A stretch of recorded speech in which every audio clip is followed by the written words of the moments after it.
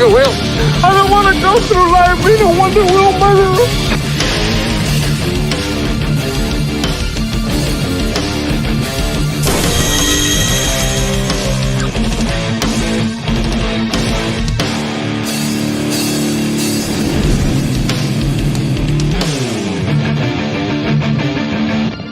Hey everybody, what's going on? And welcome back to another Collectible Past as we're getting ready to get underway here and show you some of the stuff that we absolutely have enjoyed, or maybe a few things in my case that I absolutely despise to the very core of my being, because sometimes that does happen, and I will always give an honest review on these things, no matter how much I love the franchise. As always, I am joined by my co-host, my wonderful friends. We got Trina from Real Horror.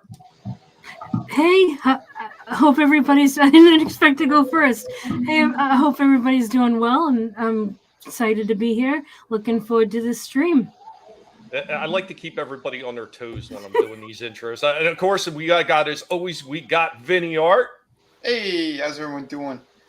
I hope everyone is doing well. But if not, well, fuck it. We're going to be showing some cool toys tonight. So there, take that. Yeah, that's right, baby. And we've got a returning, wonderful to have him back again. We got Slasher McSplitter. What's up, Slasher? Hey, what's up, man? Thanks for letting me chill. Have some fun in the dark days I'm living in and have ahead of me. Well, I mean, things tend to get a little bad sometimes. Some may even say shitty. That's an inside joke. Very shitty. As shitty as you can think. Literal. Guys, of course, everybody here is a co-host. We are all equals on this panel. We are all here to have fun and talk about the things that we enjoy, while everybody else is doing misery tubing and whining because their pussy hurts. We're going to avoid that as much as possible and just try to have a blast. And thank you so much, everybody who's already watching and already joined us. Be sure to go ahead and share the links out there and let everybody know we're going. I know, especially for me, I am the most hated guinea pig on YouTube, and YouTube absolutely despises my guts and every single one of my pigs because they're a bunch of species bastards. But thank you for joining us. Share the links out there, no matter what platform you're on. And let's say hi to some of the people that we already see that have stopped into the chat. We got Toy Mafia, first one in the house. What's going on, Toy Mafia? What's up? We also got Monotony in the house. Monotony, it's time for Collectible Past with the Delectable Cast. No homo. Fuck, Tony. Hey, Tony. What's up, Tony? We also got Trina hanging out in the chat as well as on the panel, saying hi to everybody. Hi right back. We also got the lovely Sherry. What's going on, Sherry? I hope that you're doing well. Thanks for joining us. Sherry. Hey, Sherry. Wonderful to see all of you. And I guess it's time. It's time to get started. Unfortunately, the pig is going to have to get started first on this one. So here we go. This is a figure that I wasn't originally going to get, and I talk about all this in this review. This is going to be a 5-clip segment. So we're going to be stopping in between each clip that we run, and we're going to talk ever so briefly about it before we get back into the rest of this review. But this damn figure, I'm glad I waited for it. That's all I'm going to say off the beginning of this. So without further ado, here we go with our first offering of the night.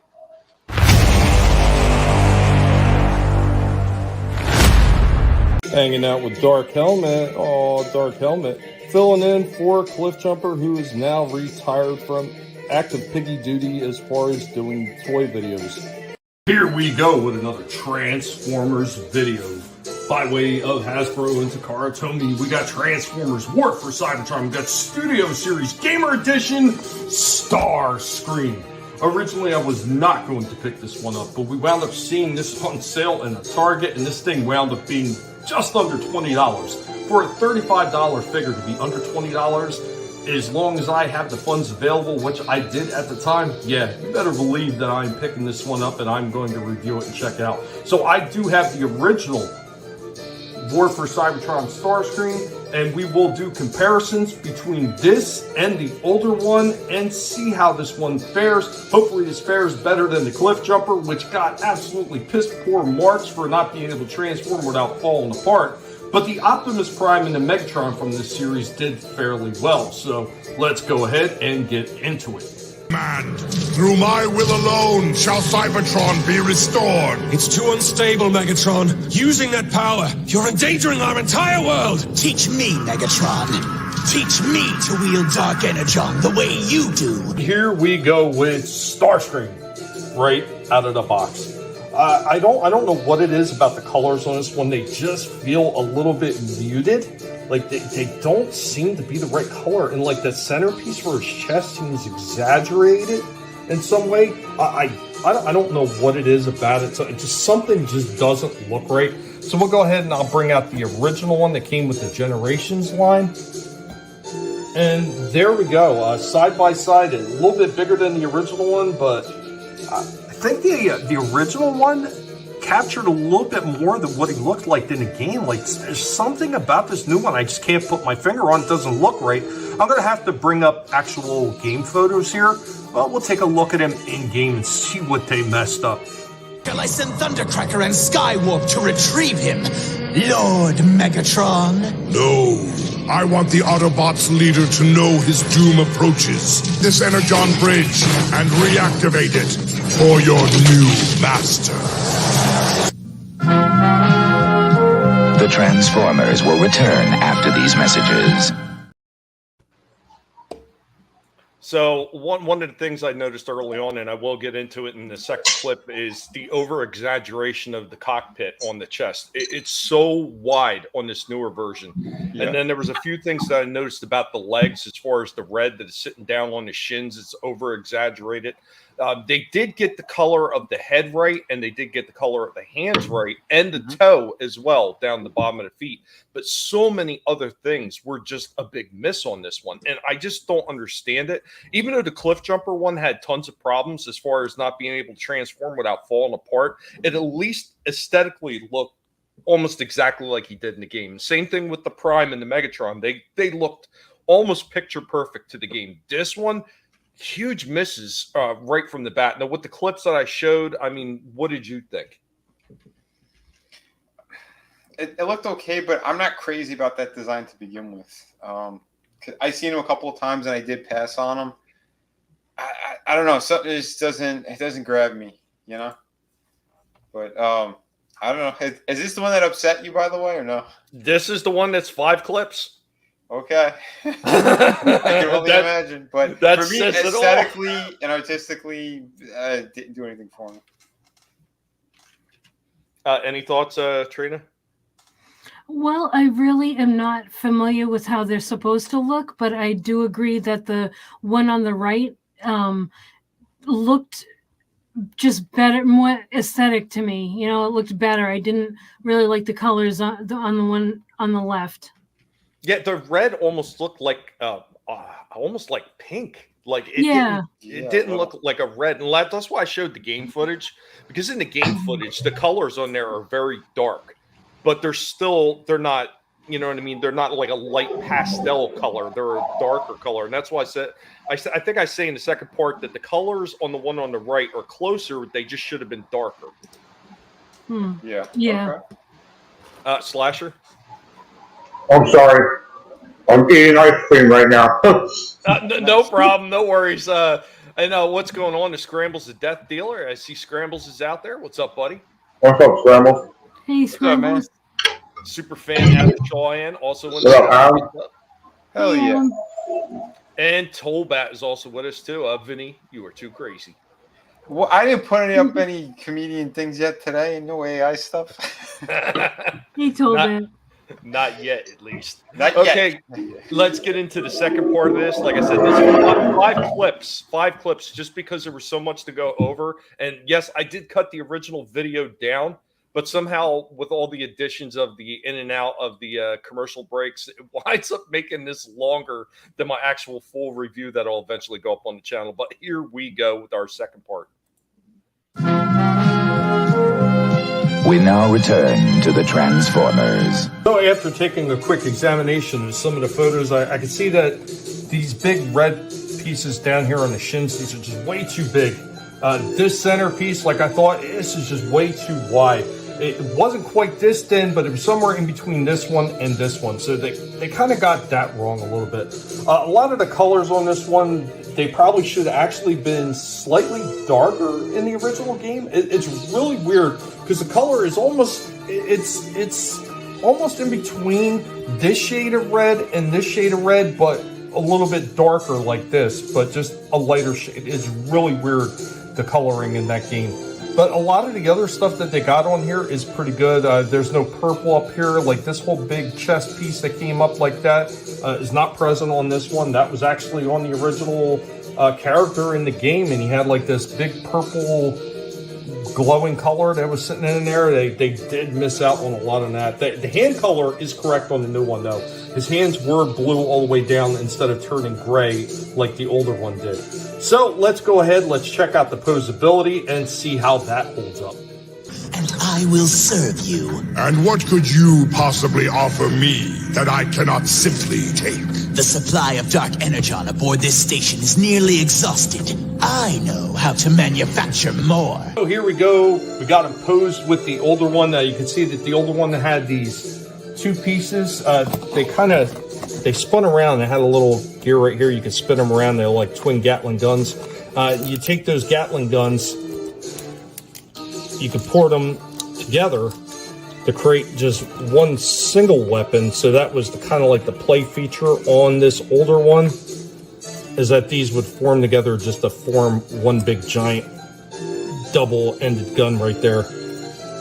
I mean, that was kind of neat, but it really wasn't really what Starscream was using in the game. I mean, this is kind of like what you start off with. He starts off with this big, giant, long-range scoped weapon, this big rifle, if you will. And this one does have a lot more articulation than the old one. The old one did really nice so far with the points of articulation. The color scheming is a little bit off. The cockpit for the jet mode is a little bit too wide, and the red down on the shins is just extremely overdone as well. But everything else about this one is looking pretty cool so far. The Transformers will return after these messages. So there we go with that. I do like that they did include the long-range weapon, that scoped rifle that he actually has in the game. Because if you've ever played that game and played a Starscream, he's got that big scoped weapon. You don't see what they had in G1, but... Yeah, I've played that game, and I think the sequel too. Both were really good. I had fun with those, and overall, I don't know if it's because, again, we don't have the whole front view of them when we're playing. It's mostly, third person, so we're seeing the backside when they transform and fly. But I think it's there. It's fairly accurate to what the game was.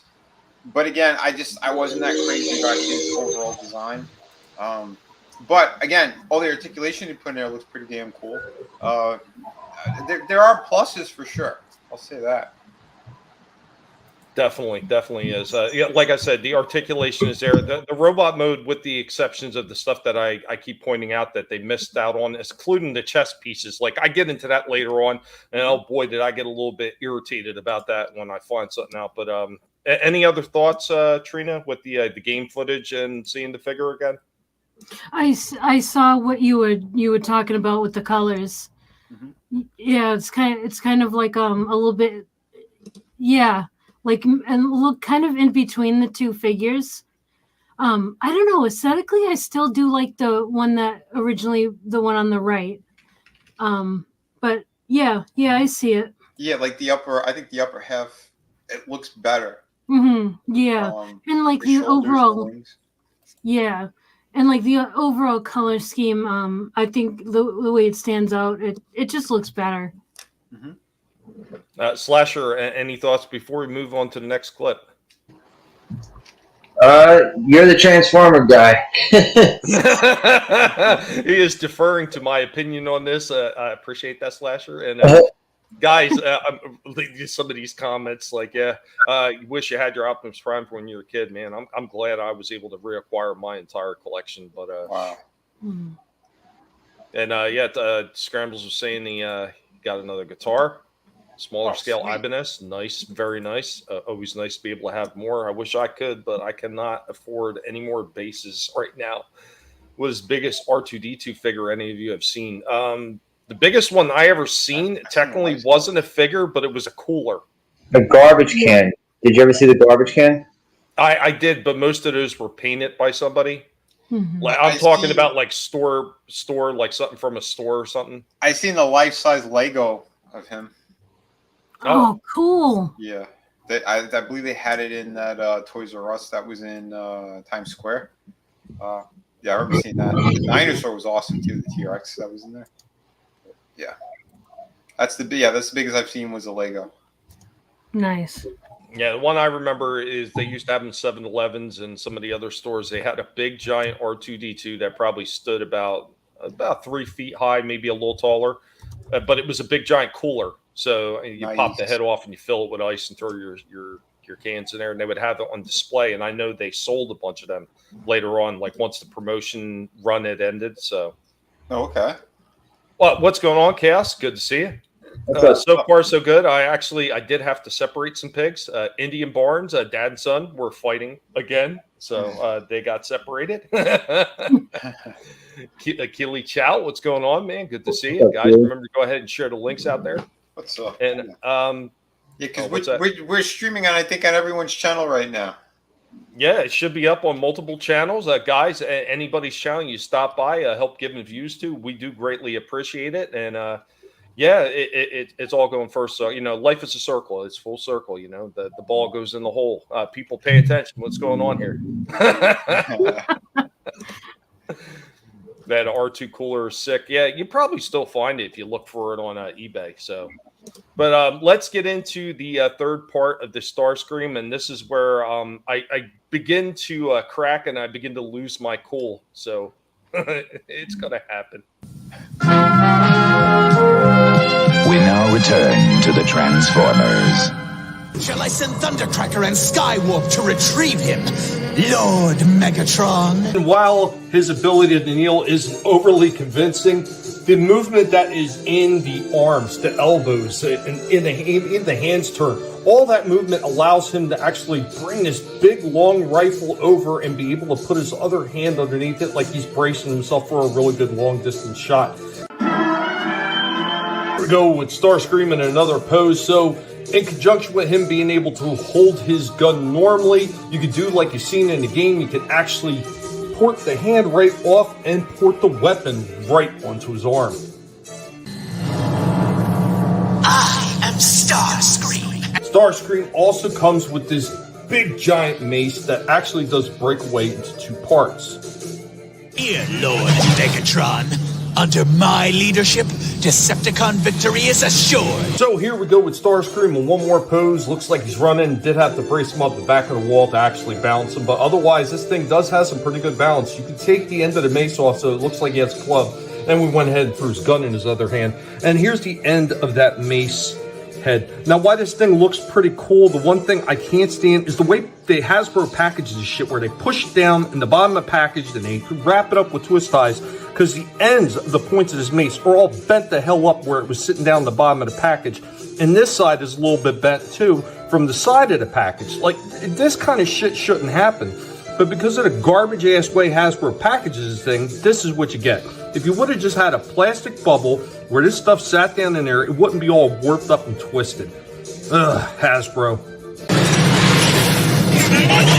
Impossible! No one has ever survived to reach this place. Another thing I want to mention about this figure. So when I first got this figure out, you notice these 2 red pieces right here that I complained were kind of missing? Yeah, they were actually in the package as extra pieces to try to create fluff or something. I don't know. I don't know if they're going to interfere with the transformation when he goes into the jet form. I'm going to find out. But if they just put them in as extra pieces to kind of pad out the packaging, make it look like, oh, look at all these extra pieces you got, that is pretty damn cheap. The Transformers will return after these messages. Yeah, that's retarded. I like the way you posed him, though. Yeah, it's a cool pose. Yeah, the poses look nice. Yeah. No, I'm referring to the way they packaged it, and then the extra pieces like that. What the? And to see, here's the thing. I didn't even see them at first. They were actually taped to the underside of the box in that stupid paper shit. Yep, I said that with the Dr. Octopus thing. He had the extra arm piece or the hand pieces, like the ends of his octopus limbs. They had that taped to a weird spot in the box where you could have easily just thrown the whole thing out and not even seen it. Yeah, Hasbro, they are complete clowns when it comes to their packaging. Just ridiculous. Go back to your regular bubble packaging. You can clearly see the figure and everything is secure in the tray. Boom, bang, you're done. Nothing is getting ruined. Right.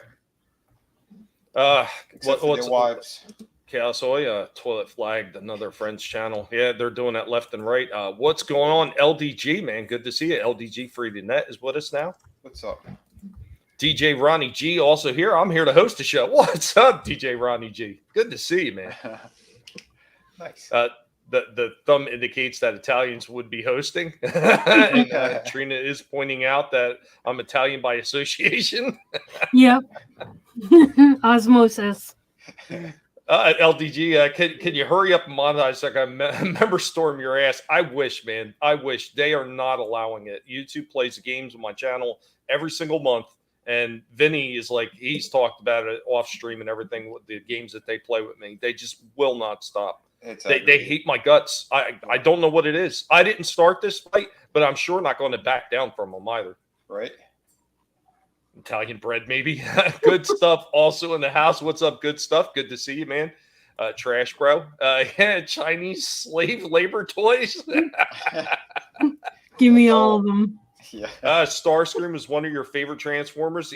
That's awesome. I loved Starscream too. This figure, though, as I get into it, you're going to see why this one does not garner high praise from me. Yeah. I'll say right now, my two favorite ones are Earthrise and the War for Cybertron.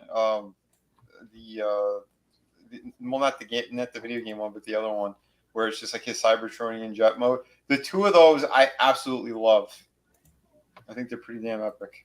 Yeah, that Earthrise one was absolutely fantastic. But I mean, even the Siege one was done really well, and they reused a lot of parts from Siege when they did Earthrise, and then they went from Earthrise, and then they redid them again as Coronation Starscream. They just changed a few colors or whatever, and then of course they added the chair and the crown. Was it Siege that had the Cybertronian look? Yeah, it had that Tetris jet look. Yeah. Those are the two I'm talking about. Yeah, Earthrise and that one. I never got the Coronation one or the other one because they're pretty much, it was the same as the Earthrise, so I didn't bother. I thought it was nice just for the crown, the cape, the chair, and everything. That was pretty cool. What's going on, Apex Comics? Yeah, what's up? But you know what? It gave people a chance to get him again because he was very hard to get. That Earthrise figure was not easy. No, it wasn't. Yeah, when he came out, he kind of flew off the shelves. Then there was a small point, I think, during the holidays where they put a bunch out, and he went just as quickly. What's going on, Time Prophet? Good to see you as well. What's up? Yeah, man, and support everybody's channel here. CupTube, the flag people's channels. They need the help. We do. We absolutely do. And everybody out there that has channels told that knows about it as well. Him and his lizard people are fighting against this nonsense. We all are. It's just a matter of time until they either get sick of this and they realize they can't make us go away without just removing us and then removing everybody else just like us, or they will just remove us. I mean, who knows? There's other platforms out there. This is why we started moving things over to X and Rumble and other places like that. So, guys, make sure if you have the chance and you enjoy our content to follow us on X, follow us on Rumble or BitChute or wherever it is that you follow, Odyssey. It doesn't matter. But just be sure you have backups to follow some of your favorite content creators because YouTube, the games are not going to stop anytime soon. Even if they eventually will, it's not anytime soon. So it is what it is. And what's going on, Papa Cotton? Good to see you, buddy. Hey, Papa. Man? Been learning bass for the past 2 days. Nice, man. Nice. I have to check that out later. But let's get into the next part. Unless anybody else has anything else they want to say about the packaging and everything else. I got a big do it now. Do it, come on. All right, here we go. So we should be on number 4 now. Here we go with our 4th clip. We now return to the Transformers. have the Destroyer! So after a very, very hot minute of trying to get this thing transformed, I finally did manage to get it transformed into its jet form. I had to actually look at the directions. And once they get that complicated, it just really just turns me off, first off. And then when you get a piece of shit that looks like this, and half these things don't even port in correctly. Like these arms stay loose. They don't even port in the way that they should. Like this looks like trash. This is absolute garbage. They call this a freaking Cybertronian jet form? A Tetra jet form? Kind of like they played on for the High Moon Studios games? Not even close. Not even remotely close. This is a piece of junk. And then they're like, oh, well, you can always port the mace thing on there. Like, okay, so you want to just make it, like, I'm not even sure how you're supposed to port that in there, but, yeah, let's port that in and make it look even dumber. After a hot minute of looking at everything, this is pretty much what they say. Oh, yeah, you can port this on there. It's asinine looking. That is so stupid looking. I mean, this jet form is bad to begin with, and adding this stuff on there does not improve the looks. I mean, you got this big, giant, empty hollow spot right there in the top, and then they add 2 extra pieces that they had for his chest that make it look like extra packaging stuff, like extra goods in the box. They don't need to be removed when you transform. So what was the point? What was the point, Hasbro? This right here, while the robot mode looks really cool and the accessories do port on the figure pretty well, and it kind of gives you that vibe of the game. Everything about this transformation of this thing and the way these weapons are all, you know, at least the mace is all warped the fuck up. This is trash. Now, because of this, I am not going to give it high praise just because the robot form is good, man. This thing needs to be able to transform, look good, and stay ported together and not want to fall apart. And when you turn it upside down, it shouldn't just look like a smattering of giblets all over the place. This is just shit. This does look nothing like the game. Now, because of that, the robot mode, like I said, looks pretty cool, but that's about it. They got so many elements of this wrong with this big, giant cockpit that doesn't even look like the game, and then a jet form that doesn't look like the game. This thing is going to get a 5 out of 10. This was absolutely a pile of shit. Hasbro, if this is the kind of offerings that you're going to give for a revitalized version of the War for Cybertron game, just stop while you're ahead and give the fuck up. Listen, Tommy, even blind toy designers need work. So obviously they gave it to a blind man because holy shit, that looked nothing like what he transformed into. It did. Tree Rock Creations, what's going on? He said, "What the hell is that?" Live Rat also in the house. What's up? Time Prophet says he gives it 2 lemons. Oh, wait, guys, there's one more part because I wasn't done ranting. I think that wasn't that the shuttle, the Challenger that exploded. That's what it transformed into. Designed by Patrick Thomas Parnell. It looked like a rocket car. It looked like trash, man. Chaos talking about those guys. Oh, Jesus. Look at Time Prophet's comment. That Transformer's so bad it should have been in a Michael Bay. See, words like that is just going to get Tommy really excited. Give it 1 pig and toast. That's it. Whoever this Hasbro is, Tommy has it in for them. Holy shit.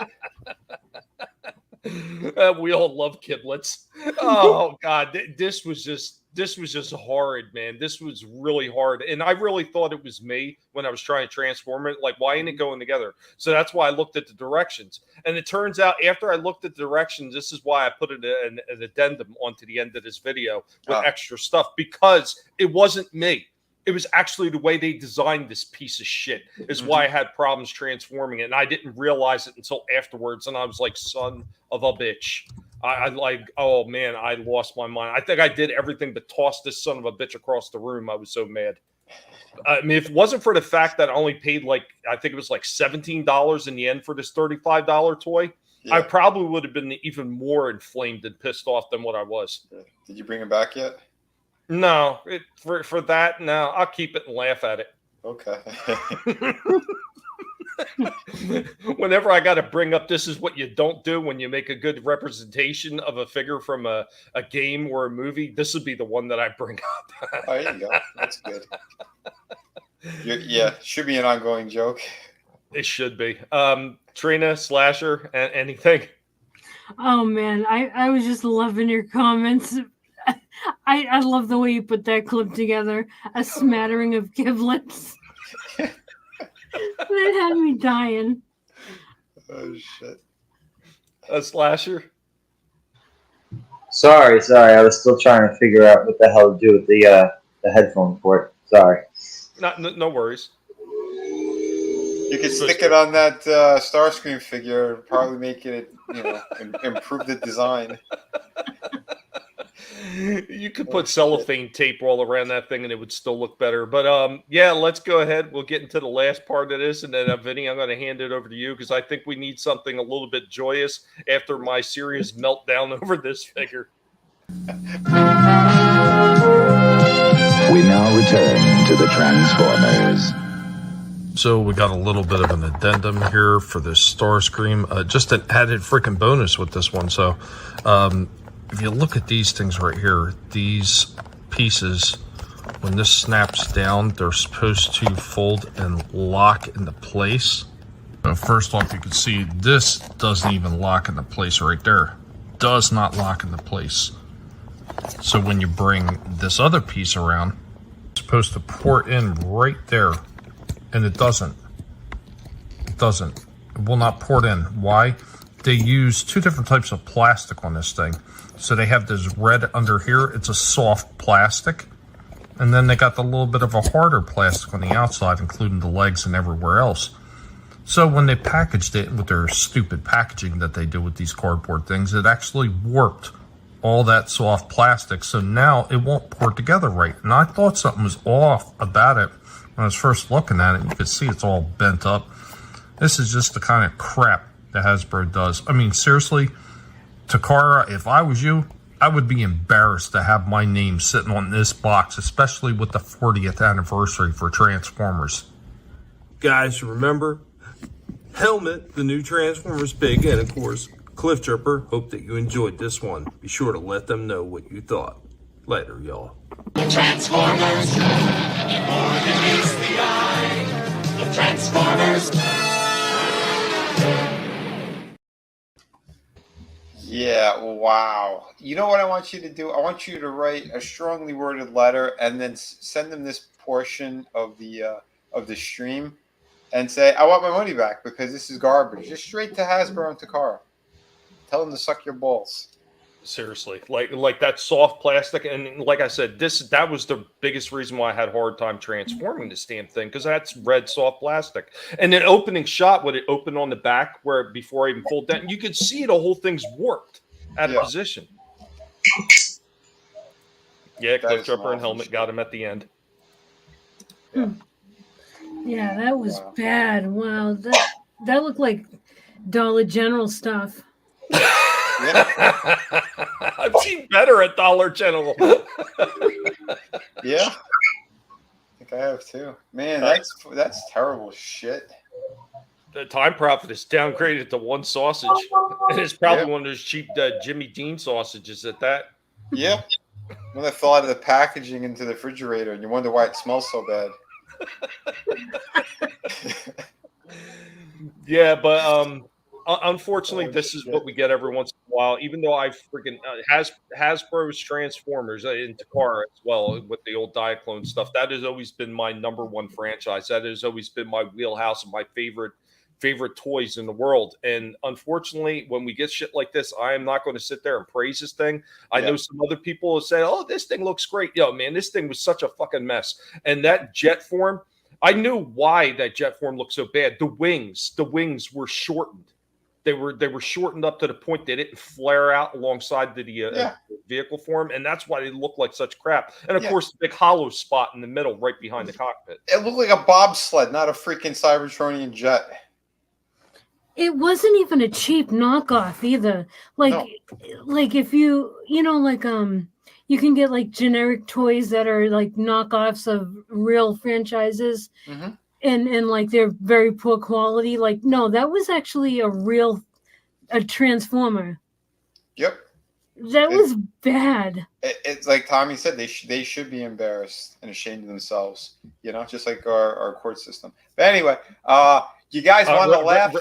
Real quick, right before you do that, Tolbat also wants to weigh in on the trading game. And he says he gives him one lizard's ass and Joe Biden screwed him. And what's going on, Soul Assassin? What's a paint and wash? You can make any shit toy into something awesome, and that's true. That's why we're, Trina mentions the Dollar General, Dollar Tree, and Family Dollar. I've seen better toys from them. It's sad. Yeah. Vinny, go ahead, buddy. Yeah, no, I agree, man. It's crazy. Unless you break the wings off of something else and just like crazy glue it on. There's nothing that's gonna save that piece of shit figure. Which it's a shame because like you're saying, robot mode at least it was something. But hey, here's something specifically for Tommy. I saw this in the store and I said, oh, I'll just film this real quick for Tommy. So this was for you, buddy. Oh shit, that was pretty awful. McFarlane.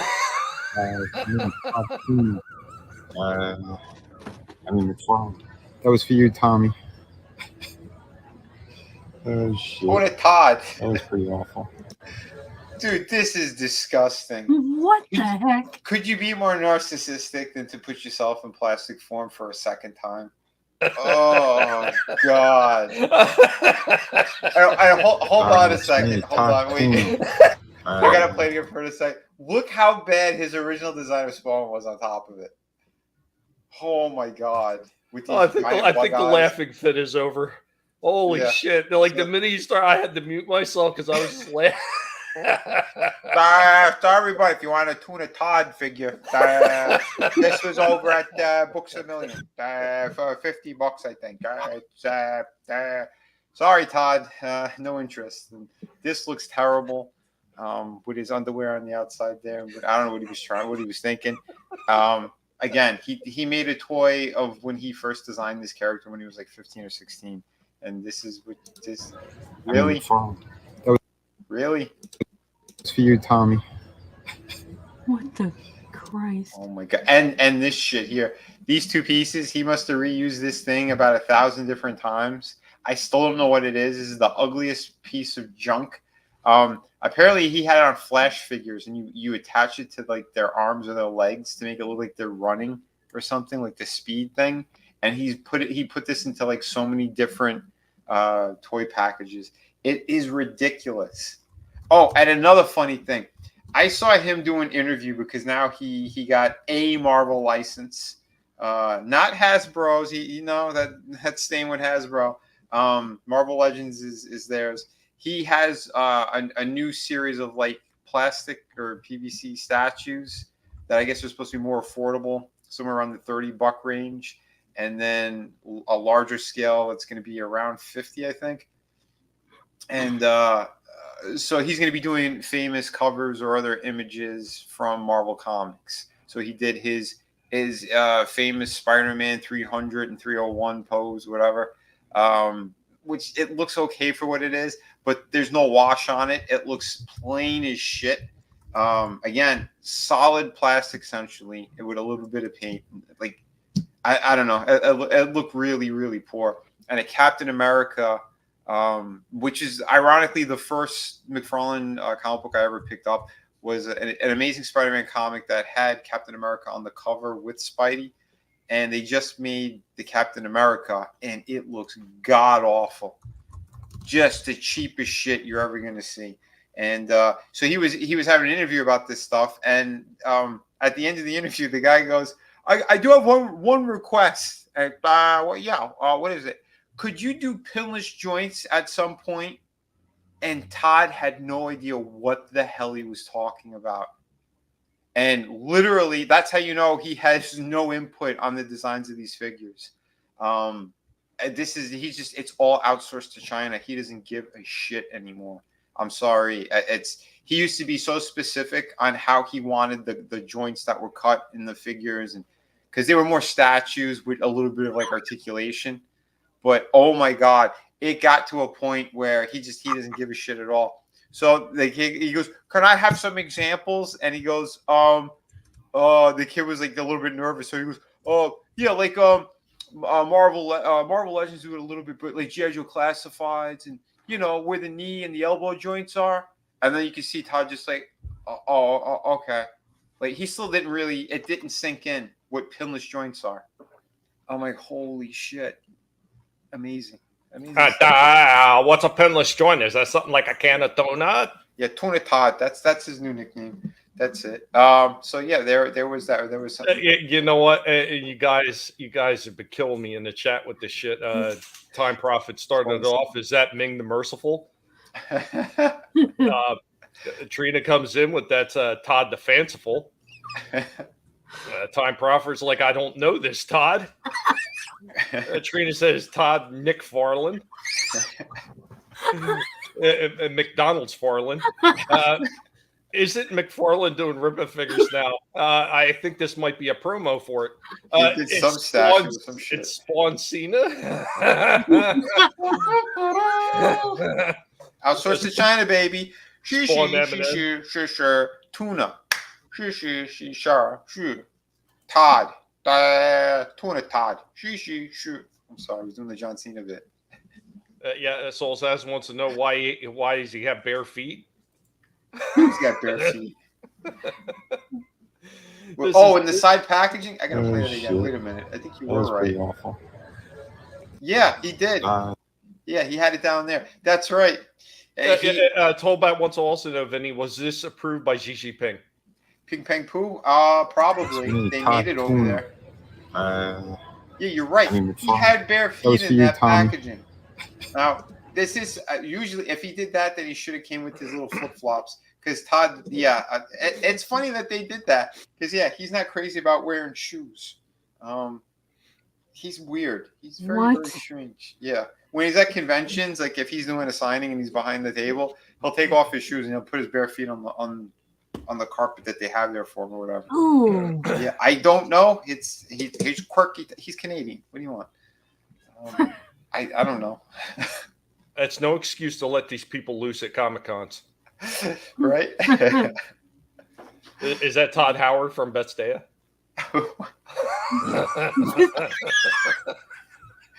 Holy hell. God damn, Vinny. We started off with 2 freaking barn burners, 2 stinkers. There you go. I knew you would love this one, Tommy. That's why I did that for you. Oh, yeah. Jesus. I wasn't passing up on that one. Tuna Todd strikes again. Yeah, I there's no way in hell I was buying that, but I was definitely recording it for you. I want to know who the hell would buy. There's a lot of marks out there that they love him for he's talking about when they put people on pedestals, it drives me crazy. Mm-hmm. It really does. Yeah, that Spawn that was in that figure, that is like. Isn't that like original Spawn? Isn't that how he originally looked?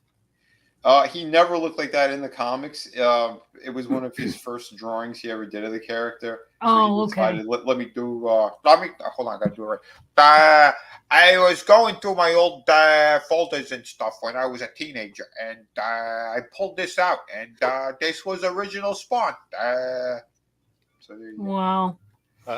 Kids, I'd just like to remind you. That's what happens when you do drugs. Cocaine's a hell of a drug. Wind up getting figures that look just like those. But I do like my next 2 are it's right up Tommy's alley.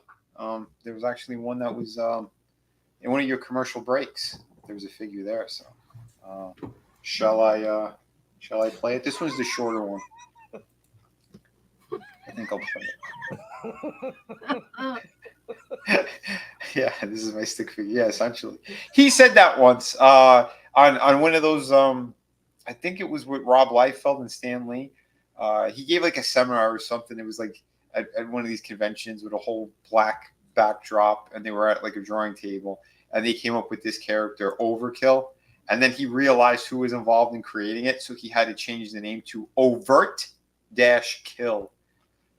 Because Stan Lee could have gotten a piece of it, or Rob Liefeld could have gotten a piece of it. So I remember that, and it was similar with what was the character? From Youngblood. Bad Rock. He was like their version of the Thing. At first, his name was Bedrock, and then they had to change it. I guess because they thought Hanna-Barbera might try to sue or whatever. Yeah, there was that, and again, so that they could be more greedy in case one of the other ones screwed them over. But Stan was like, I don't know what this crap is. None of this stuff's gonna matter. You know what matters? Spider-Man matters. And then he was like, mic drop out. But if you ever watch those, Play Nice, videos, how's it going? Hey man, how you doing? If you ever watch those videos, Stanley destroys Todd and Rob Liefeld while they're drawing. It is hilarious. You call that a foot? Who taught you guys how to draw? Like it's great. Is it real? Like it's not AI, it's real? No, it's real. I gotta see this. Yeah. I had the VHS way back in the day, but they're on YouTube as well. And you'll see it. Like Stan gives so many digs to them, it's fantastic. He's just breaking their balls. It's amazing. But yeah, I'll show you the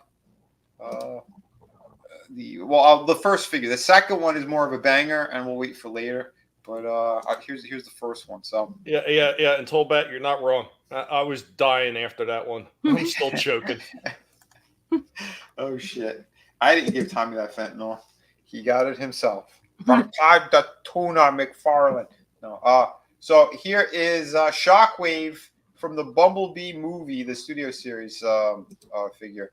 And I gotta say, I was pretty impressed by this thing. I don't have the Earthrise or the Siege version, whichever one that they had back then, because I thought he was way too expensive. That guy was going for like $55 or $60 when he came out. Yeah, that thing was leader class, and I was just when I was digging through all the crates, which I'll be talking about later on the show. That'll be the last video in the show. That's the name of the show too, Collector's Conundrum. One of the ones that I did find in the back is the original Shockwave I have, and I do believe that one is Siege. I want to say I don't think it was Earthrise. I'm pretty sure it was Siege. Yeah, he was in the first batch or the second batch that came out. So yeah, it should have been Siege. But yeah, I don't have that one. They made it more like a spaceship rather than a gun, and I don't know. There's something that kind of it didn't sit right with me, especially at the price. This thing is what, like a Voyager class, I think. This one's like in the $30 range because they did lower prices and there's a few sales going on too. Yeah. This one is Voyager. Like I said, the other one they padded up with all kinds of extra parts that you can make him stand on and put on his arms, and they threw it all the way up the leader class, which it wasn't a leader class figure by any stretch. Yeah, they milked it. Yeah, they milked it. And what's going on, Lurch? Hey, Lurch. What's up, Lurch? I gotta say though, this packaging, not a fan of it. And I know the Studio Series one, they're usually a much thicker cardboard and it's layered. They have like 2 different backdrops or something in there. I don't care for the backdrop. I think it's kind of half-assed anyway. But and what is this shit where you could touch the figure? You know how many figures I've seen that are missing parts in these stores? They put their fingers in there and they try to rip out something. It makes no sense to me why they do this kind of packaging. It's retarded. But I gotta say, first impressions on him, pretty solid. He is a larger size figure as well, especially for Voyager. He's on the bigger side. Like this guy, they could have probably fudged it or added something extra to jack up the price. So I'm glad they didn't. I'm glad that they kept them at a more reasonable price. And I was liking what they did here. The clear plastic piece in the chest. He does have piping for the eye piece there. It's not the best, but at least it's there. I know the back's a little more plain, but again, he's mostly like when he transforms, like all this shit it's like on the bottom anyway. So, and again, for anyone who makes toys, if you're gonna cut costs on a figure, you start with the back of the figure because most figures are being displayed from the front. So you're gonna have less paint applications or maybe less detail. It's just kind of like inside thing there, inside baseball. Well, here's a question for you, Vinny. Did you ever get the core class version of this figure? Yes, and I will be talking about that. I did not take him out for this review though because I was kind of running short on time. I kind of know where it is, but I got to dig in a box to get it, so I didn't.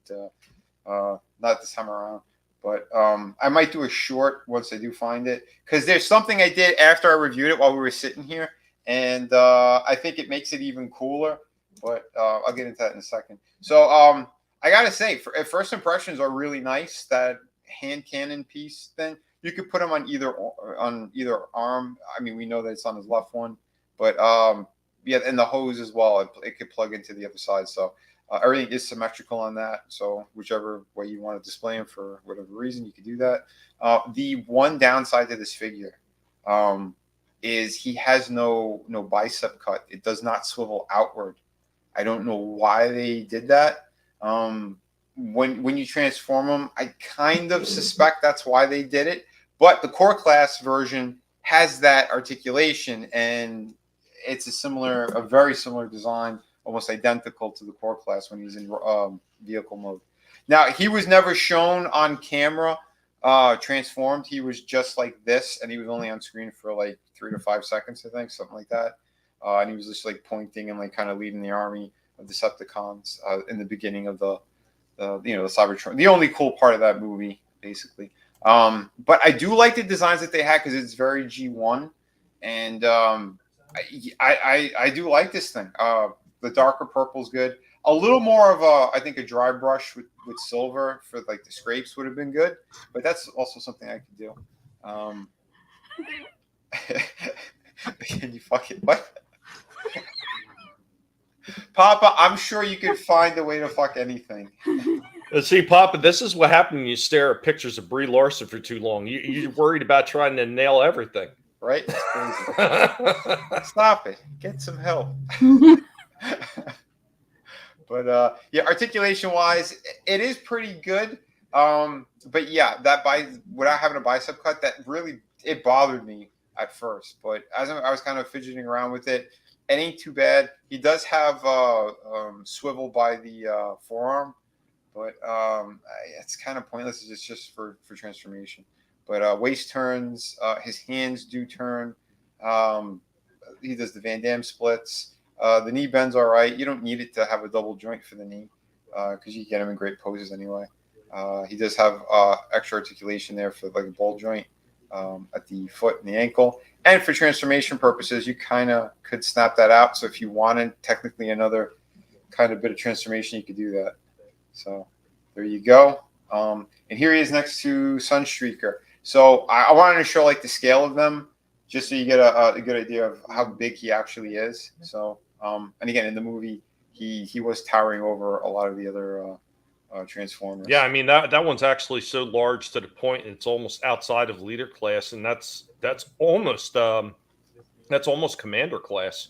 Yeah, almost. But I think they did a really good job. I like that. I like him being bigger than whatever the Siege version was.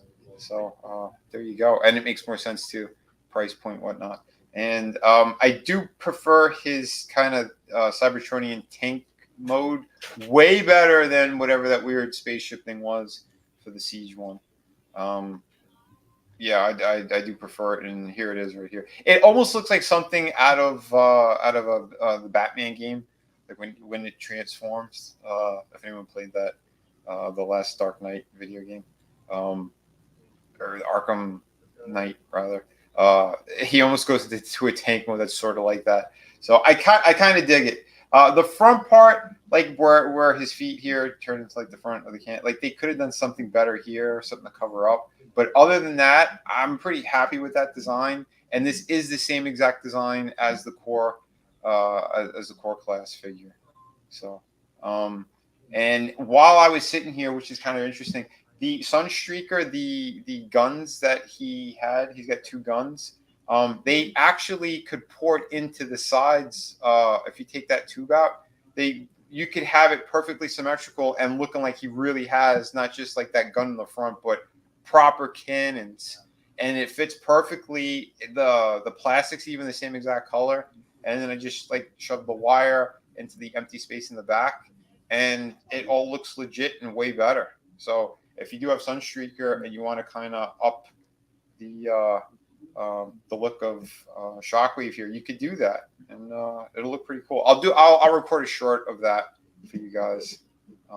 But yeah, I was really impressed. It looks good, and there is extra articulation up in that cannon part too, so that whole front gray part could kind of pivot down. So you could kind of play around with the look of the actual gun and stuff. So yeah, up here, that thing pivots. So I'll show you the size. There's your Cybertronian kind of yellow Corvette. And not bad though, not bad. I think both figures are pretty solid. Even though it wasn't really a review on Sunstreaker, but he was there. And yeah, here's again for size comparison. There is Sandstorm. So and again, pretty nice size for a figure like this, and it does feel pretty damn solid. The arm points on the tank mode, which are the back areas, and why I think they didn't do that swivel. It pins.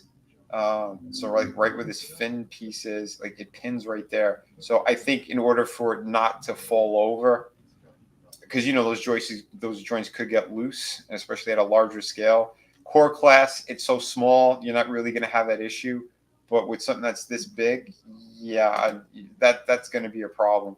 So if it gets too weak, it'll just flop down, and you don't want that to happen. And so, you never want your robot flopping, apparently, especially if you're Papa Cotton, who's always looking to take advantage of robot tanks. Yeah, he likes it nice and hard. So he gets an 8.5 out of 10. Some minor things, like I said, I would have tweaked. Again, had I had any involvement in something like this. But I do like that you could add, again, the other guns, like right there in that perfect port. And it looks awesome. They're like double cannons on either side. It works. So that's pretty cool. Overall, the detail on this guy, it's there. I mean, that's pretty beautiful. They did a very nice job. The gun itself is cool.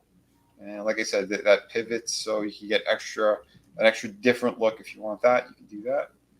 So yeah, there's my Shockwave review. I hope you guys enjoyed it. Remember to hit like and subscribe and all that good stuff. Awesome. Real quick, what's going on, Edwin? Good to see you. Hey, Edwin.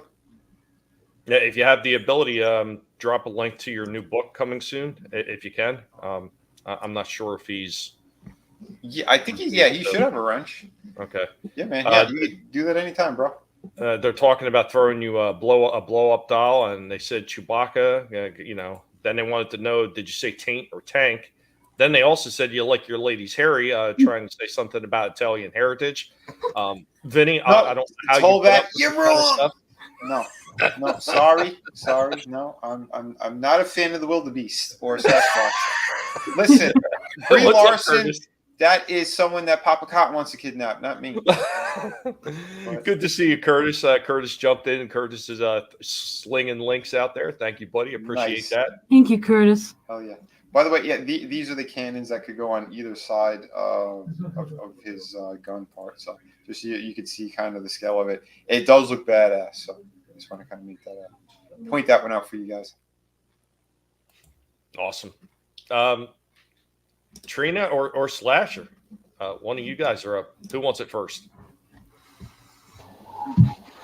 Trina? Trina? You want to go? Sure, I'll do it. All right, let me see. Vinnie, do you know what that means? What the hell is that? No, I don't know what that means. What are you trying to say? All right, Trina, all you. All right. Let me see. Let me get past this. So yeah, this is the Frankenstein. This is the colored Frankenstein by NECA. Let me get past this part. Yeah, so I wanted to show this. I love the inside, the like kind of like diorama thing. Yeah. And the inside of the box, that's cool. I like that. Mm-hmm. And that's a shot of everything he comes with. This is a beautiful figure. Yeah, I really like this one. Yeah, so yeah, I'm just gonna let this play and get some close up. So yeah, you can see like there's a bit of like a wash over his like suit, and so to bring like the texture out and the wrinkles, and I really like how that looks. And yeah, I just think overall they did a good job capturing his likeness. Yeah.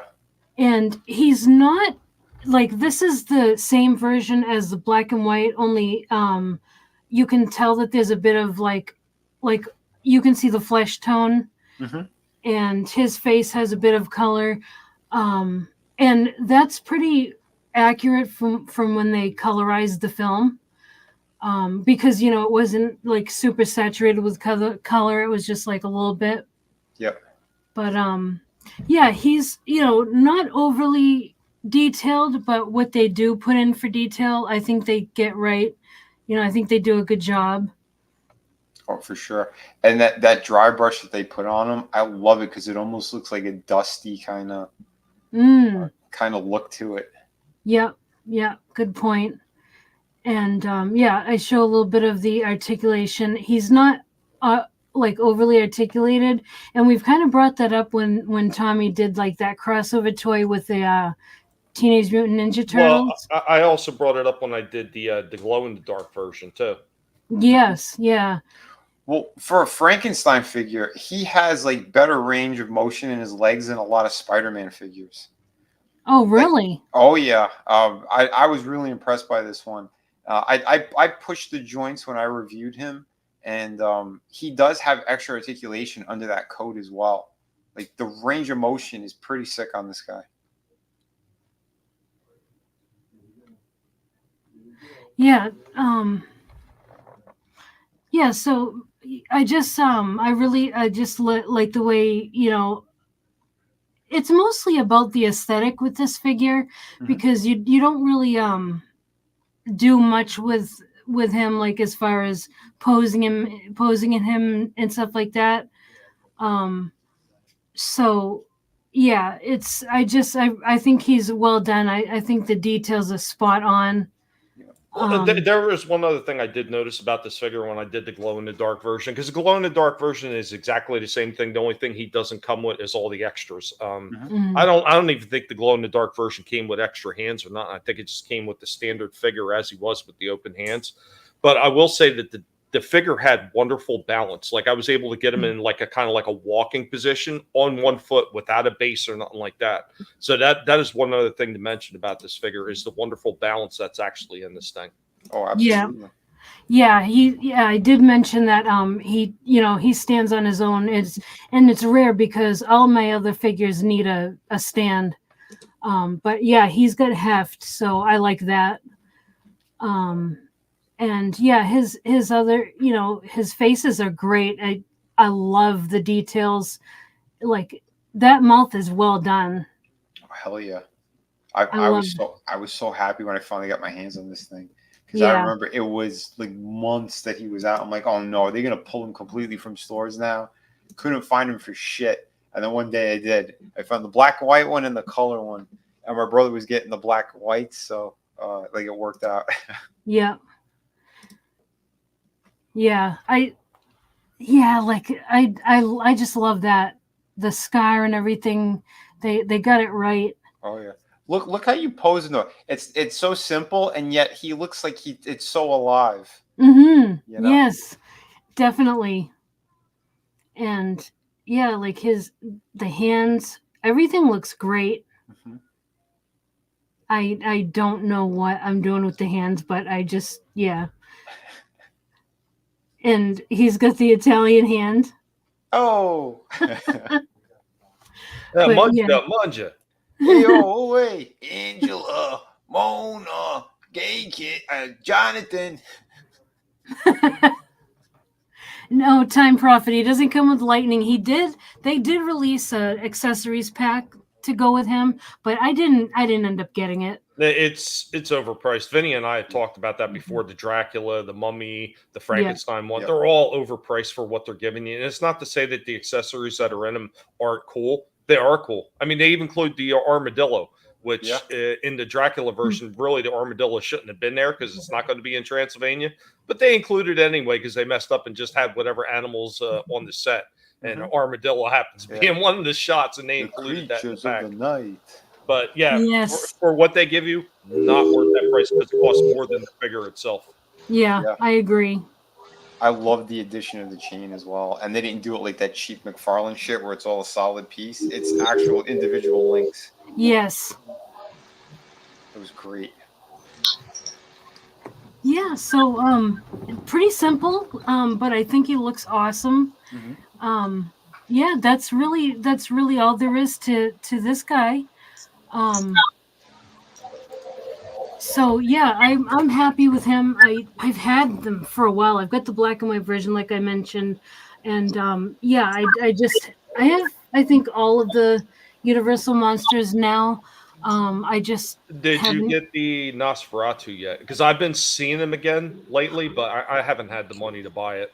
I did see him. I haven't gotten him yet. I'm not sure if I want him or not. I'd seen it in the store. I thought it looked fantastic. It does look good. It really does.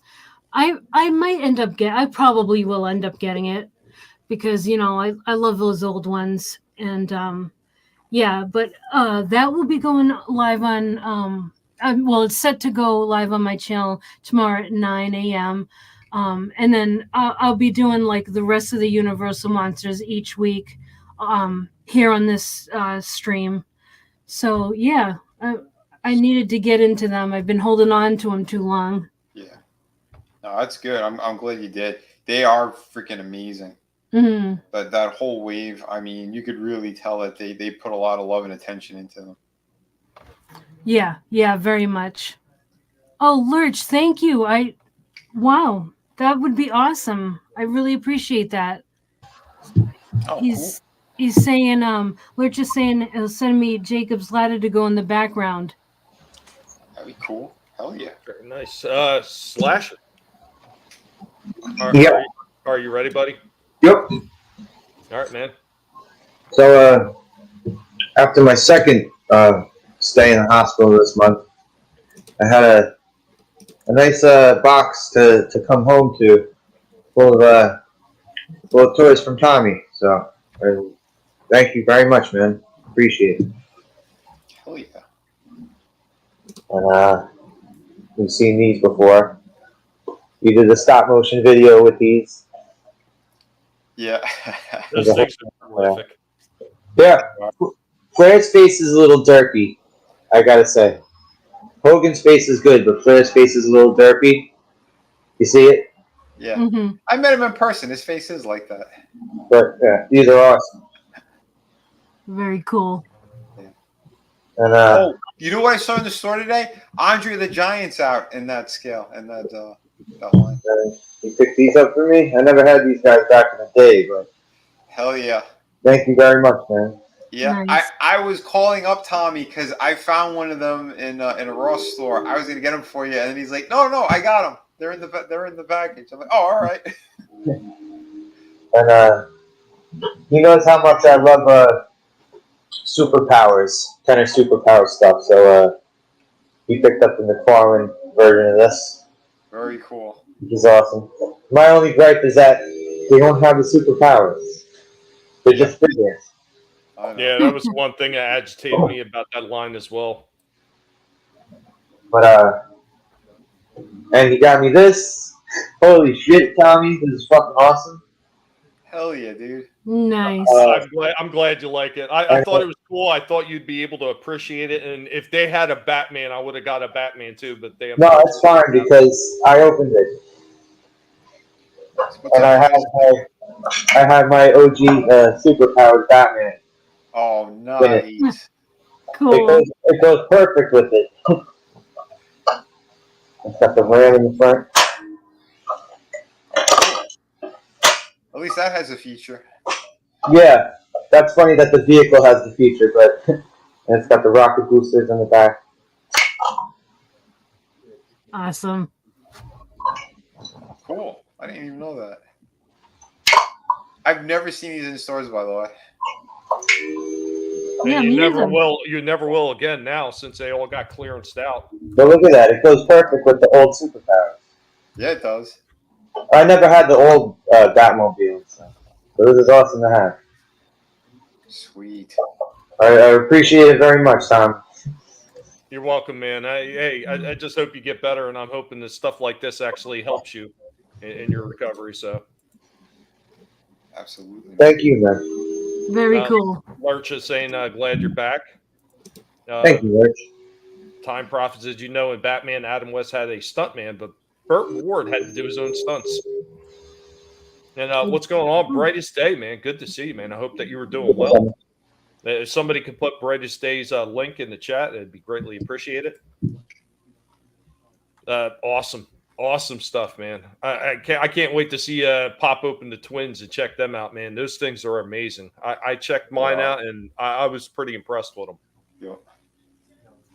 And even the Hogan and Flair, I think are really well done. And I'm kind of curious to see if your Hogan. Yeah, I don't know if I want to. I don't know if I want to open them or not. Maybe somewhere down the line. These will go awesome with the old school AWA figures too. Yeah. That was cool. Oh, there's no channel link anymore. Oh, okay. Well, if somebody link his ex. I don't know who his ex is. See the problem with that Elon Musk, unbelievable. Yeah, right. But I didn't get a chance to film it. There was a couple of kids in front, so I wasn't going to reach over. But they have an Andre the Giant that's released in that new line there. That's awesome. Yeah, he and he's bigger too. He does look good. Well, I'd seen the same thing with the Typhoon figure. Like, he looks just a little bit bigger than some of the other guys. Like, even the Undertaker he's a lot one. Bigger. He's a lot. Even the Undertaker one is a little bit bigger than the other guys. Just that a little. That Andre the Giant one, I don't know, his singlet, it looks weird. It looks like a giant black diaper. It's all cloth. I know. I'm saying the way the one that I looked at, the picture I looked at, it looked weird. Well, in store, it looked better. It looked better in the store, and he comes, I think, with the white robe. It was like kind of folded behind him. Thank you, Trina. Nice. But I'm going to keep things rolling here. We're going to get into our toy break. I couldn't figure out what I was doing for a toy break this week because the way the internet has been playing out with me. But I did manage to film some stuff that were on the wall. So that's what this toy break is called. It's called On the Wall. So, guys, I hope you enjoy this.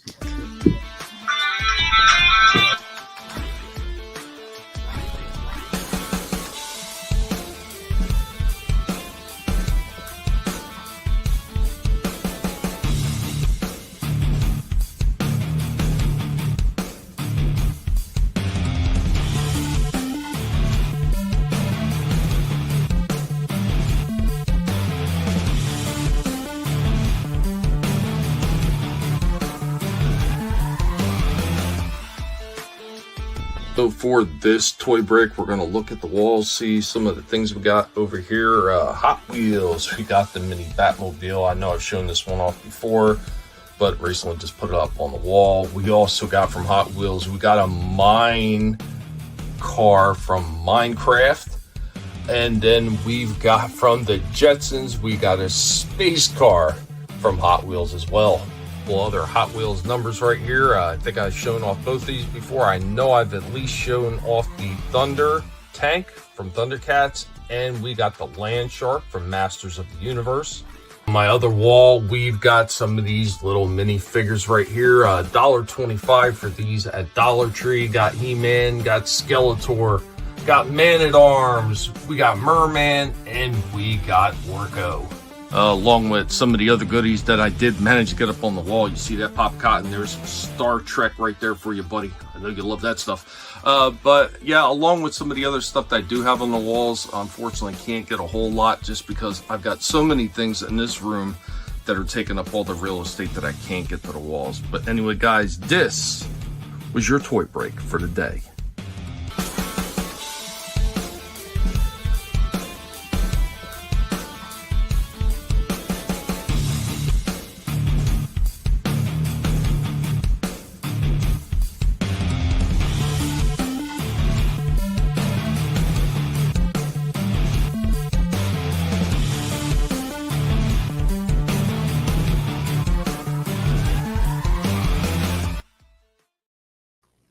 That Thunder tank is so damn cool, and the Land Shark, I love those.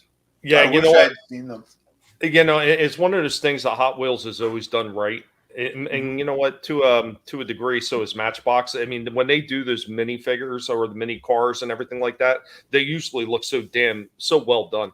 Jada is another company that knocks that apart. Like I've got the Back to the Future DeLorean from Back to the Future. I think it was 3 is the one I have. Yeah, with really the white walls. Really spectacular, man, with the light up feature because it's the larger sized one. Absolutely incredible. I mean, and then you get like the Jada little mini 3-packs. You get it as almost micro machine style vehicles that they do. Like all that stuff is just so incredible. Ran out of walls a long time ago, unfortunately. Like I said, there's so many crates in my room, I can't even get to half the walls in there. So I've got one wall I can partially get to, and that's where I put some of the stuff up. Maybe one day when things get better, I'll be able to have that whole separate room, and I'll be able to line up my walls with stuff, which probably at least half my wall space would be Transformers. Yeah. I know I have the Jada Back to the Future car that it's, I guess, a size smaller than the one that you have there. It's not Matchbox size. It's bigger than that. But yeah, it's the in between size. Yeah, I've got a couple like that as well. I've got like the sidecast. I've got the kit car from Knight Rider and some other cards. It's in that in between size. Yeah, which is pretty cool too. Yeah, those things are sharp looking. They really are nice. Oh, they are. It's always fun to get back to some of that stuff too, because like early collecting, that's a lot of us back in the day is we were collecting like Hot Wheels, Matchbox, and stuff like that. So it's always nice to be able to see them put out new stuff that actually makes you say, that's interesting. Kind of like that Optimus Prime that Matchbox or Hot Wheels put out. I was looking for it today. Couldn't find them. Well, he sent his DeLorean back. It'd only do 73 miles an hour. But shall I go again? Yeah. If you want, yeah. Okay. So this is actually what's in the box segment. So Slasher jumped in with an unboxing video, and I will be jumping in with one as well too. So our Norwegian friend, if you're out there, this is for you, buddy. I said I was going to do it on this Thursday toy stream, and here we go.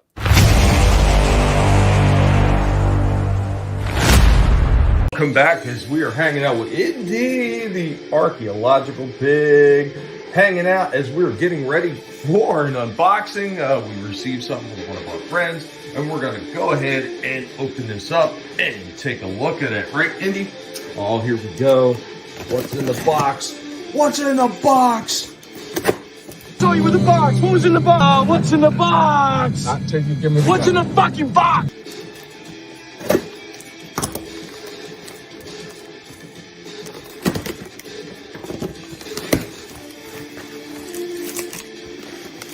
Oh, we got it folded up here. And we got Merman from the Origins lines from Masters of the Universe. We got some chocolate goodies here as well from our good buddy Stieg. Thank you, Stieg. And also got an original Battle Cat up in here. He doesn't have the armor, but this is pretty awesome. This is an old school one.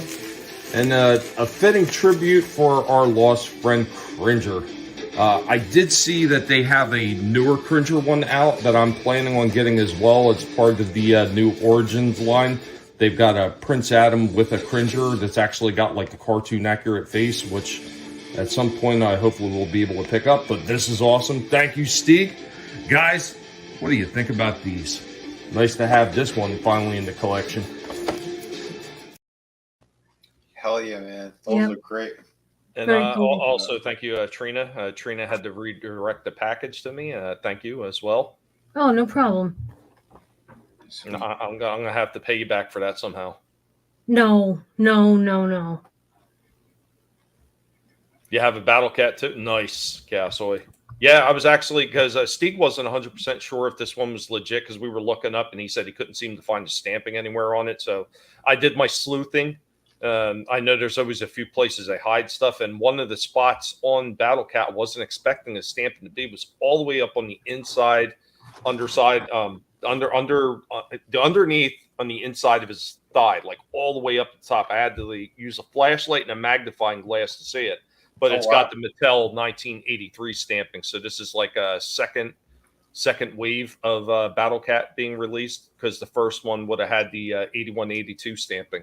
Yeah. What was it, from Jungle Man or something? Or? Jungle Jim or Jungle Big Jim. Jim. Big So Jim. if you caught the early releases, the color was actually slightly different on it, and the stripes were actually brighter on the original one. So, and that one would actually have the stamping of 1978 from Big Jim line. That's cool. But yeah, awesome. Again, thank you, Stieg, and thank you, Trina, for redirecting that. And guys, I hope you enjoyed that one. Who's next? I could do a really killer one if you want to see that. Go for it. Right. I've got. Let me see. I've got 2 things left. Well, technically 3 things left total, if you include the trivia 4. Okay.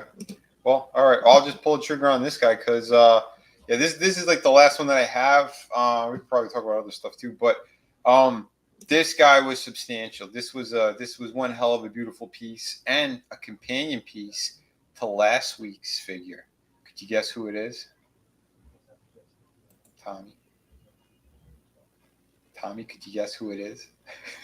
I don't want to guess. Fine. We got a Megatron here, and oh shit! I gotta say, again, this is a third party. This is a knockoff, like Trina was saying. So we just saw an official Takara one before with that Starscream. Here is a knockoff of the MP36. So this is a masterpiece Megatron knockoff. This is the IT Megatron. He did not come with a box. That shows you how third party this thing is. He came in a styrofoam one with like orange tape all over the damn thing. So he got banged around a little bit in the box, and this right arm and the 2 points here, they're loose, but nothing that's too kind of crazy. I don't mind it. Other than that, this thing was pretty damn epic. So yeah, and the decal, it did work perfectly from the Optimus set. I don't know if the guy threw it in there or if it was in that Magic Squares version, but I had a sheet of them, and yeah, so putting that on there, just bam, made this thing perfect. You see this back here, this plate? This was something that was never on the original MP36, so they improved upon the mold of the Masterpiece figure. So it goes to show you, how much love went into this. And he does have die-cast parts. His feet are die-cast. He has some in his legs. So he is way heavier than Optimus Prime. This thing was incredible. I was blown away by this. Again, Megatron, one of my favorites for sure. The Decepticons. How could you not love the leader of them? He's got metallic red paint in the eyes. Here he is next to Optimus. Again, 2 completely different companies. This is a whole brand new sculpt. Magic Square made their own. There's no ripoff of MP on that. No Masterpiece shit. But this is a complete knockoff. And like I said, they improved upon it. So we'll get into that. I did not play with the sound features because there are sound features in here. You could do Japanese and English. If you hit like that red button and you kind of shift it, the one that's up there. And then you hit it. From what I understand, it's a lot of kind of muffled. It's not as great as you might want to expect, but it's cool that they have that feature if you want to mess around with it. I normally don't care, but I want to show you kind of what it looked like too with Optimus transformed into his vehicle mode. But holy crap, this Megatron. The paint on him is very nice as well. From what I understand, I think this is the second or third release of this guy. And again, this is under $100. So depending where you get it, could be 60, could be 80. But yeah, pretty damn cool. And that decal went on. Oh my God, just that thing really set it off. I was so happy that I had that on hand to put on. And just to show you some of the details on this guy, his articulation is fantastic. And again, I wanted to show that plate. properly for the people who have not seen that yet. Yeah, the speckling on the metal part on his legs are fantastic as well. The hip skirts, all that stuff moves obviously for transformation, but in order to get him into better poses as well. So yeah, this thing, whew, I'm like, yeah, I think Tommy's going to enjoy seeing this one. Yeah, that's really nice. I would say that the one thing, and that's probably where Magic Square really stood out with the Prime figure, is I could see the paint job in there looks really nice, but they just don't have that really awesome, like super hardcore coating, clear coating that they had on the Prime. If this one had that clear coating, holy shit.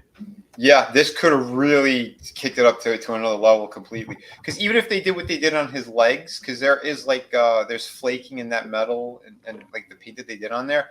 If that was all over this figure, holy shit, man, yeah. But again, for what it is, still I'm very, very impressed. That ball, the ball joint in his head is amazing. I was surprised how far down he could look as well, considering that it's like right there where his chest is. So he's got ratcheted joints for the arms. The elbows, it's okay for what it is. You know, good range. He does have like the finger joints as well. There's the classic 3 fingers that are all attached, but there are 2 points of articulation on that. Again, he's got the pointer finger as well. So yeah, that's good stuff. The thumb moves slightly as well, I believe. Full rotation at the waist. He does the Van Damme's pretty good as long as you move all those kind of parts out of the way. The hip skirt and the front ones. Upper thigh rotation. Damn good range for the legs. Wow. Again, they're solid too because they are so heavy. And the feet. So those are die cast, but they do kind of unfold a bit when you're kind of moving them around and shit. So it's not pinned perfectly or anything like that, but for what it is, it's still pretty good. So here's the one question: are any of the joints ratcheting like they did on the Magic Square one? Yeah, the shoulders and the legs, at multiple points in the legs are ratcheted. The elbows are not on that one, but yeah, and these are his accessories. So they have the attachment pieces for the gun, which are amazing. Yeah, there's the front part, and then what's it called? So here's the other part. So what is the the silencer and then the stock end right there? Stock end, yeah. On the original one, they actually formed again to create his particle cannon. Yep. Is that form together too? You're gonna see that.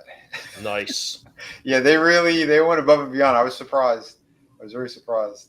So there you go. There's the extra articulation in that thing as well. He does come with his Energon sword, which looks great. And again, it goes into the hand perfectly because they have like that little part there's a groove in the palm, and then the hand wraps around it.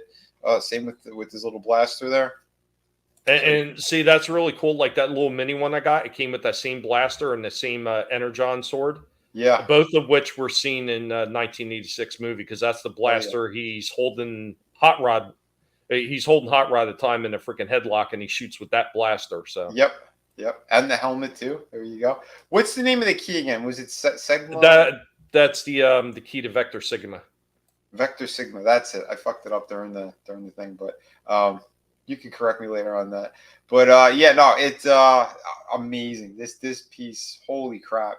Just again with the different accessories as well. I was very, very impressed. He comes with the Energon mace combo thing here too, which is really cool. So there's a version that has the actual metal chain, but yeah, if you pop that off, which I don't know if mine's glued or if it's just stuck, but yeah, you could pop that out, and that has multiple points of articulation, so you could kind of angle that thing too. He does have the damaged chest plate, so if you want, you can swap those out. Although I don't think I'm going to have another decal for that one. But he does have the damaged face as well, so that's cool. And it slides right up. So I'm happy that they threw those things in there. And yeah, he has more of his kind of open mouth face, and then he comes with a neutral one as well. So in total, having 4 different face plates is pretty damn epic. So got to give it to them on that. Holy crap. Very, very impressed with this. And yeah, this little dude, I forgot what his name was. Crimzeek. Okay, Crimzeek. He's the wrong color, but yeah, that's Crimzeek. I got a version of him that came with the 3-pack reconnaissance pack for, well, they called him Refractor. They couldn't call him Reflector anymore. Yeah. And they came with a Crimzeek in it. Was that one purple? I want to say it's yellow because that's what the original color of was in the cartoon. And what's going on, Godzillionaire? He What's says up, man? the Vector Ligma. So here's the other thing too. They changed the color on him so people could figure out which version of this Megatron this is. So yeah, this I believe it's the third one that they had done. So that's why he is a different color. So just so you know, and here you go, that you could recreate this. Which again, this was really cool. Was not expecting it. And yeah. So yeah, for those who are kind of unsure, there you go. And it's just that one just kind of, there's a double hinge on that and just comes down. So not too much in order to change that. This part, the handles just kind of flip around, and there's a button in the back here. So you press that button, and you could flip that middle section. And they did it because there's a lock mechanism on there, and the front part rotates. It looks like a gasoline hose. And that one actually could port into Megatron, so he has his own display base. He'll be up a little bit higher off the ground, but I mean, it's still freaking cool that they did that. So yeah, so this thing has multiple purposes, which is really, really cool. So if you're going to add those accessories, yeah, go ahead. Give it the works. So not too bad. And yeah, that just ports in like so. And yeah, you could get his the arm cannon and attach it to that as well to complete the full look of this. Which again, there is no instruction, so I'm just kind of fidgeting around.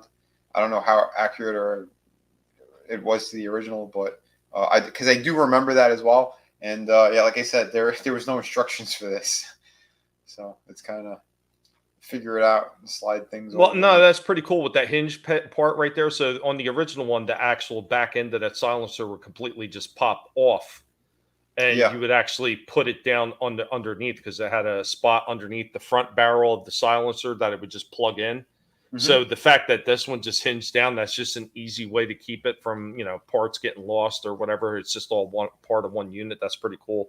Oh yeah, yeah. I did a pretty good job though putting this together, right? Yeah, the only thing you got wrong is the scope is on backwards. It's on backwards, yeah. It wasn't sliding on the other way, but yeah, I'll mess around with it another time. But again, because it's so big and the light box was, it's kind of hard to fit it in. There you go, Trina. Well, that's why you're supposed to get a little lube before you put them in, Vinnie. I know, but sometimes, I don't know. I thought the screaming was what's supposed to. Anyway, listen, there's how it ports in. Speaking of someone who screamed, that's Megatron screaming because it went into his backside. But again, look, you can have a display stand for him. So that's pretty damn cool. That is really that's really smart thinking right there to be able to double the purpose of that thing. Yeah, for sure. I'm telling you, man, he looks so freaking great too. And together, man, yeah, they pose amazingly. And yeah, there's no way in hell I was transforming him on camera. This thing was not easy to do. Holy shit. The engineering, I got to give it to them. I was like, how the hell is this supposed to work properly? It has the, you know, the spring for the trigger as well. Pretty amazing. And it fits pretty nicely in the hand. It's got a good feel to it. The weight's all right again because there's die cast in the legs. So yeah, it's nice. They did a really good job. I would recommend not going to your local 7-Eleven or convenience store with this thing in your hand. No, I would not. Well, I mean, yeah, no, don't do that. Yeah, the Walter P38. Yeah, this was nuts. I think this one they said was designed off the Man from U.N.C.L.E. TV series specifically. Yeah, so the original Megatron that came out with the Takara version of Micro Change, because it wasn't Diaclone, he was in Micro Change. It was actually called the Walter P38 Uncle, and his uncle was actually U dot and dot all the way out. Yeah. So yeah, the original one came out like that, and the original one did not come with the silencer, and it didn't come with the stock either. Yeah. That was like their third version that they released before Hasbro had partnered up with them and created Megatron, and that's what they used for Megatron, the third version. The only difference was is they took out the plastic pellet firing action that the original toy had, because the original one actually fired plastic pellets, and it came with little stand-ups that you could shoot. That's so cool. But all right, one thing I say with this though, the connection point here for the silencer bit, not good. It's flimsy as shit, and it kind of like it dips. But the stock is fantastic, and it fits in your arm perfectly. So yeah, they did a good job with that. This front part, they could have made that better. But I can understand why too, because the barrel, the gray part of the barrel, you have to rotate it slightly in transformation, and it's not a strong connection point. They wanted to make it a little bit lighter because when he is in robot mode, it could fall down a lot. That's the one thing that's kind of loose as well. I noticed after I transformed him back into robot mode, it was looser than it originally was. I'm like, okay. So if that was heavier, for them to have ported this more properly, you would have had even more issues when he's in robot mode. So, but overall, though, still really, really nice. Again, I don't know how the hell you would even begin to engineer a figure like this, but everything they did here are pretty damn epic. I'm very happy I was able to get this one because, again, now I have the two that I wanted for Masterpiece size without paying the Masterpiece price. Masterpiece price they're insane. Freaking Optimus is going for around 500, and I believe Megatron was around 400. Those people could put the crack down, put the fentanyl down. I got these both for under 100 each. So yeah, I'm more than happy with that. You know, just a little bit more than a NECA figure essentially, and you have something that could transform. And again, all those moving parts. I don't know how the hell these guys do what they do over there, but look how this guy poses. I mean, holy hell, truly epic. That is one beautiful piece, and like you're saying, for the price point too. Like I had gotten the little mini 5-inch Jambo one, and that one has tons of articulation, but it's another one. The more you mess with it, the looser the joints get. But it's the same thing. Like the engineering on even that little teeny tiny one to turn it into a gun is just unbelievable. Yeah, very impressive. Like I said, this feels good. I mean, you know, it doesn't feel like a cheap thing. This is very nice. Yeah, he gets a 9 out of 10 again because he's a knockoff. He didn't come with a box, and he has a couple of loose parts on him. Other than that, all right. And his transformation again. If you've never transformed a Masterpiece figure, this is going to be a colossal challenge for you. Look up a YouTube video. That's my best advice for you. Find someone who really breaks it down properly because it's a challenge, and especially like this chest part. Because you could slide it up and remove it in transformation, that thing turns vertically, and then you have to move like the side pieces. It's very strange, but it starts to make like the top half circle of the gun. So when you're transferring them back, this thing comes off, and you can kind of like shave that metal off if you're not doing it properly. So it's tricky. It's very tricky. So be mindful of that. Be very careful on how you kind of mess around with these figures. But and these front skirt pieces, when you transform them into a gun, if they're not positioned properly, you could have them fly off. One of them flew off while I was transforming them, and I had to kind of partially get them back into robot mode in order to plug it back in, and then be more mindful when I transform them. But again, for how the hell he transforms, again, my jaw hit the floor. Because his hip joints even unhinge, so that they could basically like the legs all touch one another, because they have to pin together in order to then bend them and make the handle. And the hip skirts, every piece of that hip skirt turns into part of the handle. So again, it's like origami almost, but it made sense, and it's just holy hell. And that's what Lurch said, mechanical origami going on there. Yeah, for sure. So, but yeah, very, very impressive. Yeah, Godzillionaire. I've heard horror stories. He says you can easily break an MP figure if you try and transform it wrong. So G1 accurate. Yeah, I know. I have an official one that I got maybe like 15 years ago or something. I have a Starscream, the very first Starscream. So he was more of like a dark gray all over. He looked more like a military jet, the paint job, rather than the lighter colors he was supposed to be. And there is one part where you go to transform him, where it's a very small, shitty hinge, and you have to loop a piece in. I saw a bunch of different stories of people just snapped it right off. So yeah, it's not easy. Not easy. Yeah. Don't snap it off. Remember that, Trina. Remember that. Never snap it off. No, see, I would expect Tommy to say something like that to me. I beat him to the punch. Yeah, the only thing that figure is amazing. I cannot believe how beautiful it is. Like in together with the Optimus. Oh my god. Oh yeah. Yeah. That checked off all the points for me there. The only thing is yeah, you just got to turn that scope around. Yeah. See, that's Trina. She even G1 accurate. She's like, no, your accuracy's off on G1. So. Well, it's just it's just because guns. Mm-hmm. No, I am not Godzillion ass. Stop it. Oh my god, I'm Prophet.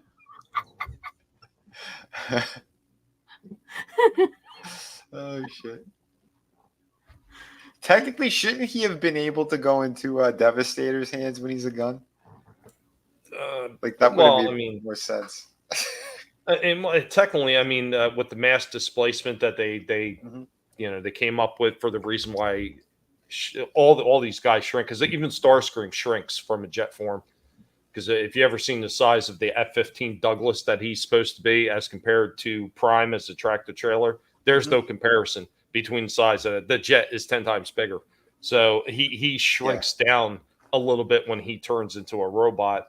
And Megatron obviously shrinks down when he turns into a gun, Soundwave into the tape player, and so on and so on. Oh, for sure. So when he's actually changing into gun form, he actually shrinks down to the size that he needs to be. So he could shrink down to the size that Devastator can handle him, or maybe even, I mean, technically he would still have to shrink, because even though Devastator's a lot bigger, construction vehicles aren't that big that a robot the size of Megatron would be the same. He would still be way too big for him. So he would still have to shrink down. Sure. So there is that. There is that. But I love it. It's science. It's science fiction. You can do whatever you want. Exactly. It's fun. That's what these things are. That's why I enjoy them so much. Why we all enjoy them. Yep. Yeah. Mass conversion. Yeah. Soundwave and Blaster. Yeah. But all right. Who's next? I am tapped out. Tapped out. Slasher. She broke it off. No, I'm gonna hold on to the stuff I got from the throwback store in my neighborhood. Okay, not a problem. I'll show that off the next couple weeks. I just thought I would ask because I got a bunch of more stuff. So guys, getting back, we're bringing it back again. I know there was a little bit of layover before, but Collectable Past trivia back again 2 weeks in a row. I haven't slacked off yet. So here is your Collectible Past trivia for the day.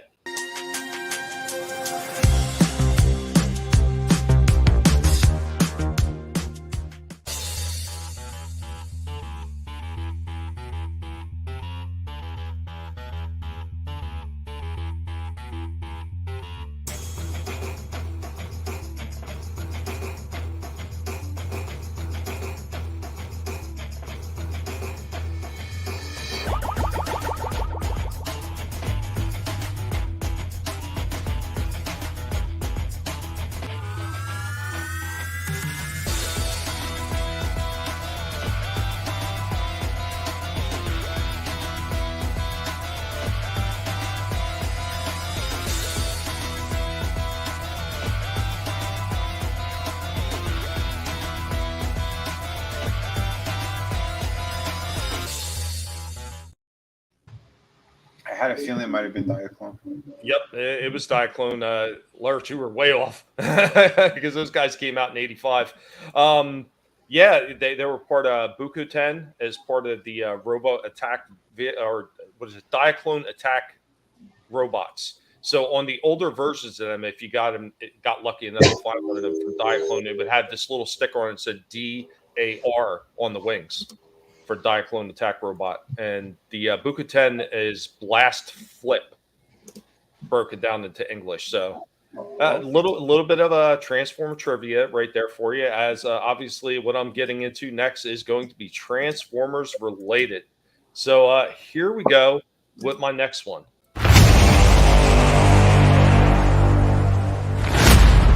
Cliff Jumper would be so proud of all these videos that have been done lately of Transformers, but here we go with another Transformers video.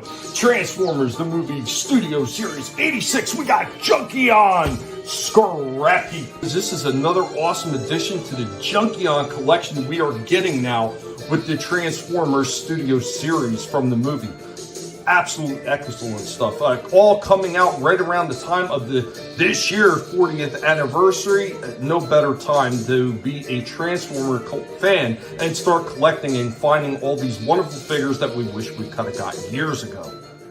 This must be the junk capital of the universe. We go with a quick shot with Junk Heap, Scrap Heap that we're getting ready to take a look at, and of course Wreck-Gar on the end there. All these guys are relatively the same damn size. I love it.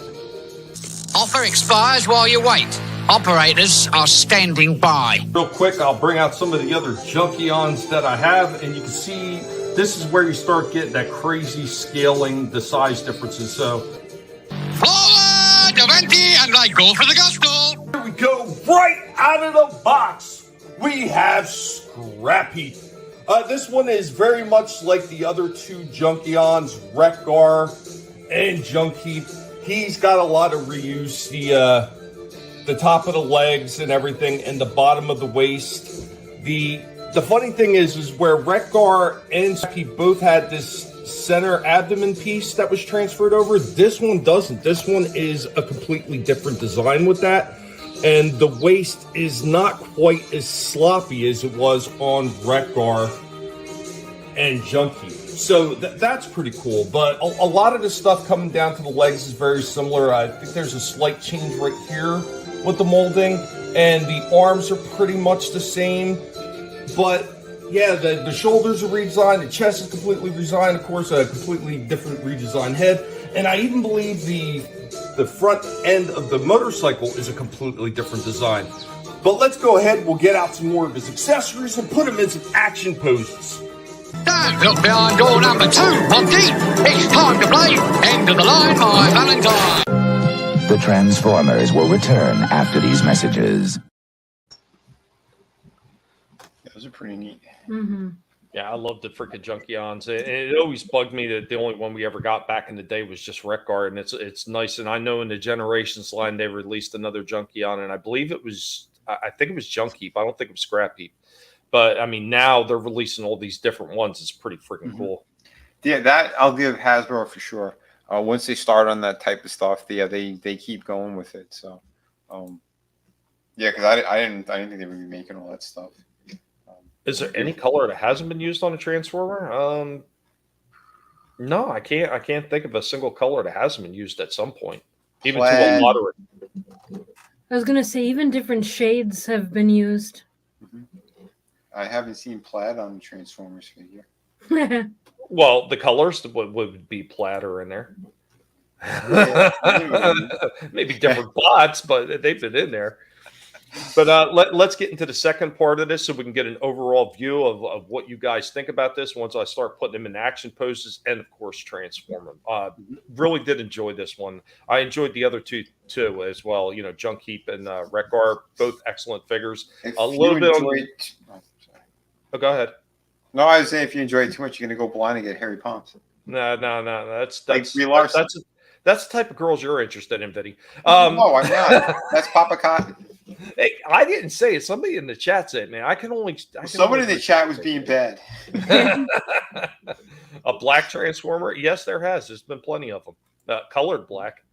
If you listen to some people will say Jazz is black because the voice. But once again, he's a robot. He is not an ethnicity. So Yeah, so there is that. So here we go with the second half of our video on Scrap Heap. We now return to the Transformers.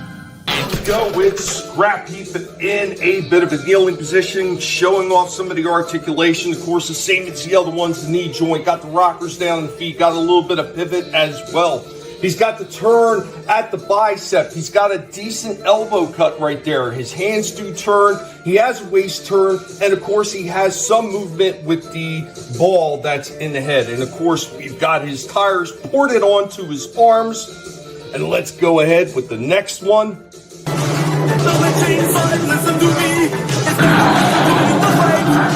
We had to get a little bit of help from the stand to actually balance this guy, but we got Scrap Heap in a bit of a running position right here.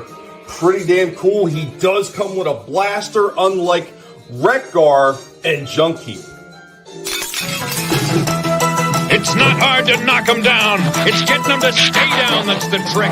And of course, much like Wreck-Gar and Junk Heap, Scrap Heap can actually port those tires down on the legs as well.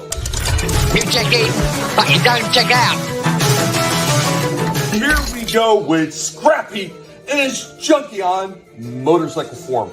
There were a few slight changes to the way this one transformed into the motorcycle form, but it was a little tricky at first because you got used to the way the Wreck-Gar and the Junk Heap one transform, and you just assumed it's going to be exactly the same, just slight variance, but it really wasn't that bad once I figured out what they had done. The weapon does port onto the side. It can port onto either side because it does have a double peg, and there are plenty of ports all over this thing to be able to port that weapon in when he's in his motorcycle form. I gotta say, man, this thing is really freaking cool. I just like the way that they've done this one, and so glad I was able to snag this one when I did. Steady as she goes, Bob. Snoopy visitors get mad in the eye by and by. Film it in Overall, I gotta say, it's another one that I am fairly impressed with. Once again, a bit of a reuse on the bodies, a few joints that are not sloppy loose, but they are a little bit looser than you would hope to see with a brand new figure. But overall, Scrap Heap is actually incredibly well done. I really do love these Junkions that they've made. I really hope that they go and they create a few more, even if it's just for the United line, make some more smaller Junkions. These things are fantastic, and I love seeing them. This one, I think, does fairly well with everything that he has so far, and I gotta say, I'm pretty impressed with this one. This one is going to get a 9 out of 10 from the Guinea Pig Collective. Helmet, the new Transformers Pig, and of course, Cliff Chirper. Hope that you enjoyed this one. Yeah, that was cool. Yeah, that looked cool. I like the blaster too. It was a good design. And see, that was just very much in line with the original design of the blaster that the G1 Wreck-Gar came with. And I was like, oh, that's pretty cool. I didn't understand why they didn't include it with Wreck-Gar 2. They should have. Him being the Junkion leader, he should have got something a little bit extra than the other guys. But, I mean, technically, you could just take that damn thing and put it on Wreck-Gar. It really doesn't matter. But really, overall, really well done figure. I mean, once again, there was a few joints on there, just a tad bit sloppy, a little bit sloppier than I would have liked. I mean, they weren't loose to the point where it was flopping all over the place, but brand new design on a lot of the stuff in there. I mean, the carryovers from the top of the biceps down to the forearms and hands were, carried over through all three figures. The top of the thighs into the bottom half of the waist was exactly the same in all three figures, and there was a few elements with the bottom half of the legs that were kind of carried over. But this one, the front design of the bottom half of his legs, his shins and everything, that was all brand new, but the toes were a carryover. So it was enough change in this one that I kind of hoped that it would have eliminated the slightly loose waist that was on this one. But, I mean, other than that, if this waist would have been really tight and right like it should have been, this thing would have got a 10 out of 10 because everything about this, like even the running position with the help of the stand, I thought that thing looked incredible in that running position. I was just so blown away by how good this figure looked. Yeah. I think they did a very nice job with those. Bob, there was a lot of talk of looseness and tightness and locking. I'm like, no one? No, all right. They weren't quite that bad, Godzillionaire. We're not talking about a hooker from Times Square, Arby's loose. We're just talking about just slightly worn. We're not talking about 36 on the way through the parking lot. This is like a just a moderately used. Jesus. Yeah, it wasn't like my Megatron that was in a box with just a little bit of bubble wrap, fucking slapping around everywhere. I'm surprised that nothing broke off of him. I was like, holy shit. Yeah, you don't want nothing breaking off. Now, overall, though, I'm impressed with this last one. It felt it was a lot better than the Junk Heap one, so I'm definitely interested to see what they do next. Once again, the only problem we're running into now, which a lot of us are, is funds to be able to pick these things up. Because things just keep getting tighter and tighter and more restrictive, and it really is going to kill a lot of collectors. What's going on? Bad Take Bojan in the house. What's up, Tina? Hope you're doing well. Tina? Thanks for stopping in. Hey, Tina. Yeah, send good thoughts. Chinese flag race. Oh, God. So now we're going to get into a toy hunt and check out what we see out in the shelves. Put this together every single week for those of you stopping by there or no. This is something I like to do. I like to go out there and see what's on the shelves, and this way everybody got an informed decision of what stores they should be going to look for some of the figures that they're looking for. So here we go with your toy hunt.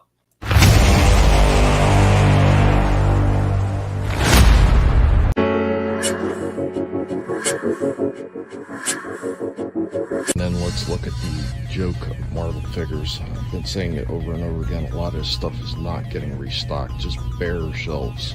Bare shelves for this stuff. And they're throwing other stuff in here that normally wouldn't be over here, like that stuff. Like, ridiculous. And of course, the G.I. Joe section. Once again, nothing. Cobra Copperhead was marked all the way down at $12.49. It looks like he may have sold out. One Wakando. Oh no, here goes Copperhead. Somebody took him off the pegs. And they got one diver left. That's it. That is it. Pretty horrible. And as far as Transformers, they got a old Legacy Evolution Megatron from the Armada Universe. Rise of the Beast, Optimus Prime fan, and then they got a few Snarls. The rest of the stuff is still pretty bare. That's pretty usual. But more Eastman Lairds. There goes Kirby. An Elite Guard. Cool. Love these Eastman Lairds. Of course, they got Baxter Stockman as well. The original Baxter Stockman, not the cartoon version. They also got a Foot Ninja. I like these ones. There's a Foot Enforcer. Man, they got tons of new ones sitting there. This is pretty cool. And even though I didn't like this movie, the packaging for this thing looks pretty neat. So Prey, the ultimate bare blood feral predator.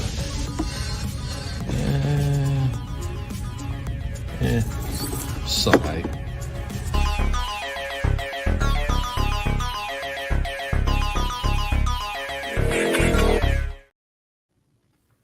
I have not seen that Prey figure, the main one, or that variant anywhere. That's crazy that you guys have that there. That box is awesome looking. It is. I'm waiting to hear about my magical stores that don't really exist. Yeah, they don't. They're not real. You know that. This is crazy. Oh, there is going to be a figure I'm going to ask you to look for because I can't seem to find this thing fucking anywhere. There's the Megatron for the concept one. I had him in my hands that time, and I didn't have the funds on me, and I had gotten something else. I'm like, I didn't know he was going to be an impossible figure to get, and it burns my ass when it's like, oh, I had that in my hands. Son of a bitch. But yeah, I believe he came out in that same wave, that same line with that Primal Optimus. This should be like the Studio Series 109. But yeah, can't find him anywhere. Unfortunately, I've run into that myself with some of these figures. There's certain ones that I almost never see in the stores at all. Like case in point, even though I usually find a lot of the NECA Gremlins figures all over the place, could not find the Bat figure anywhere. Trina found it, but yeah, none of my stores, which usually have that stuff, none of them had it. Yeah, that's wild. Yeah, I was surprised I found it. That was at that store Newbury Comics, that comics and collectibles place I go to. Yeah. That was the only place I ever saw it. Wow. Holy crap. I'm assuming that probably people had pre-ordered or something like that, and it just they just didn't hit the shelves. Either that or the scalpers came out early and snagged them. Oh, I think it was a little from column A, a little from column B. Yeah. You know, because I know he sold out like off their site like instantly.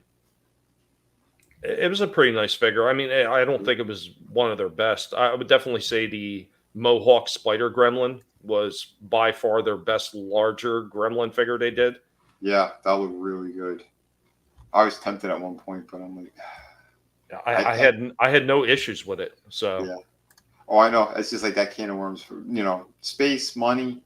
Yeah, plenty of different issues. Yeah, and I hear you, Godzillionaire. Inflation, big question. And buying toys or starving. Which flavor of ramen do I get? Yeah, pretty much. Time profit and ramen sounds foreign. It's just a cheap noodle thing. It's what is that? It's Japanese. Yeah, but it's like the worst kind of noodles that they have out there. But it's because that's why it's so cheap and affordable. Yeah, they are super cheap. And I mean, if you are on a budget, I mean, stuff like that. As sad as it is to say, you're probably better off getting that. Just make sure you heat it up really good to kill everything that's in it. That's all. Well, I mean, it's like anything you eat. I mean, people could sit there and say anything they want about that stuff, but it's true. Like most of the flour and everything that you go to make stuff with, it's got bugs in there. They just haven't hatched. I mean, oh yeah, it's all shit. Yeah. That's why the smartest thing you could do whenever you get stuff like that is put it in the freezer. It kills everything, so it doesn't hatch. Well, the pesticides they put on it, they're finding it. Well, that's a Friday talk, but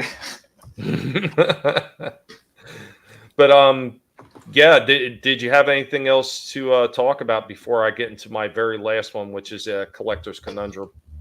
I was just gonna make fun of Todd a little bit more because there was something else that he's been releasing. Oh, by all means, I love making fun of Todd time. It's tuna Todd time, people. It's gonna be tuna time, folks. Because have you seen some of like those movie maniac ones that he's been doing? Yeah, I've seen the Harry Potter, the Wizard of Oz. They're not your classic movie maniacs anymore. They're like really shit versions, and they come in a different type of box, and they're like these little statues, and they look like melty people. Well, not only that, they're very cheap. So I'd seen a bunch of the Wizard of Oz ones when they first came out, and 2 out of the 4 that were sitting in my Target, the witch broom was broken out of her hand. Oh yes, I'm not surprised. This is purely China outsourced garbage, and like you could tell with this one, like you could see the entire seam line in this thing, the entire seam line in his arm, how it plugs in, where they had to chop it for the molding. Oh, I've seen them. See, I don't like the Rocky one. The Apollo one looks good though. Yeah, I think because of the darker skin on him. Well, I don't like the face on this Rocky. Yeah, it looks like shit. They try to do the younger version, but again, they look like no wash on it whatsoever. So it's a solid color. So we got 1, 2, 3, 4 colors on him. 5, 6. That's it. 6 colors. They're solid colors. Ain't shit.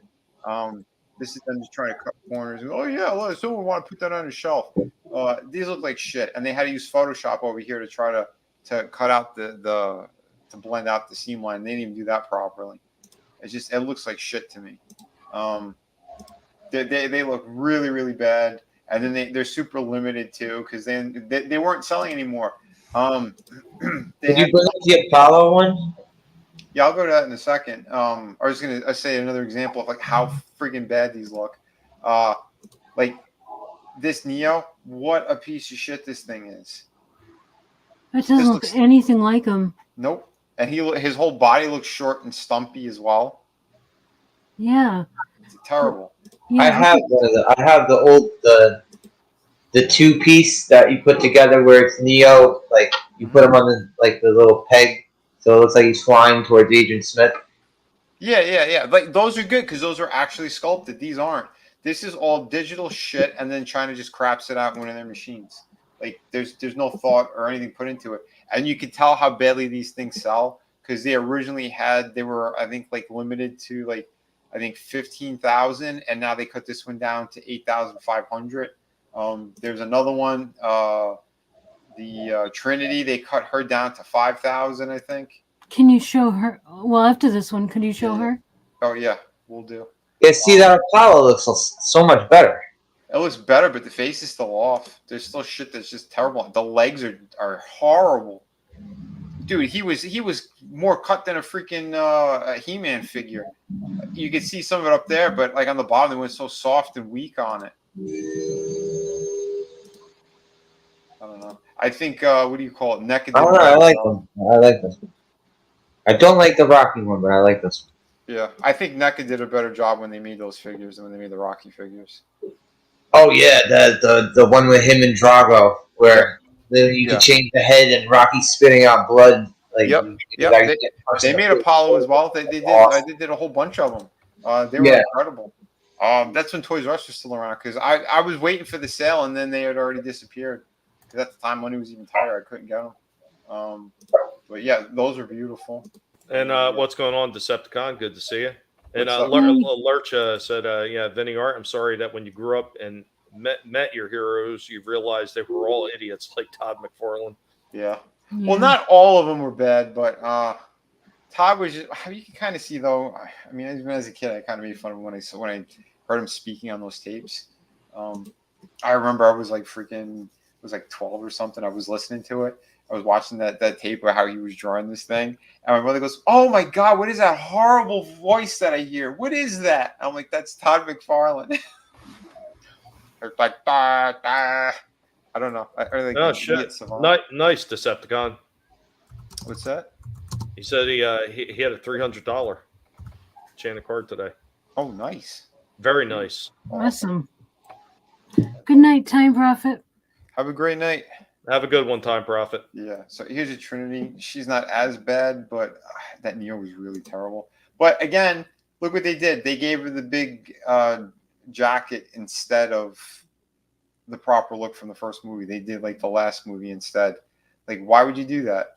Because even the card that she comes with in this stupid box set is from the original. I mean, I'm still off about that. But it's so soft. The whole entire sculpt is... it's just terrible. Like, yeah, look at the card that they put in here. So she should have had the short jacket, not the one that's all flared out like that.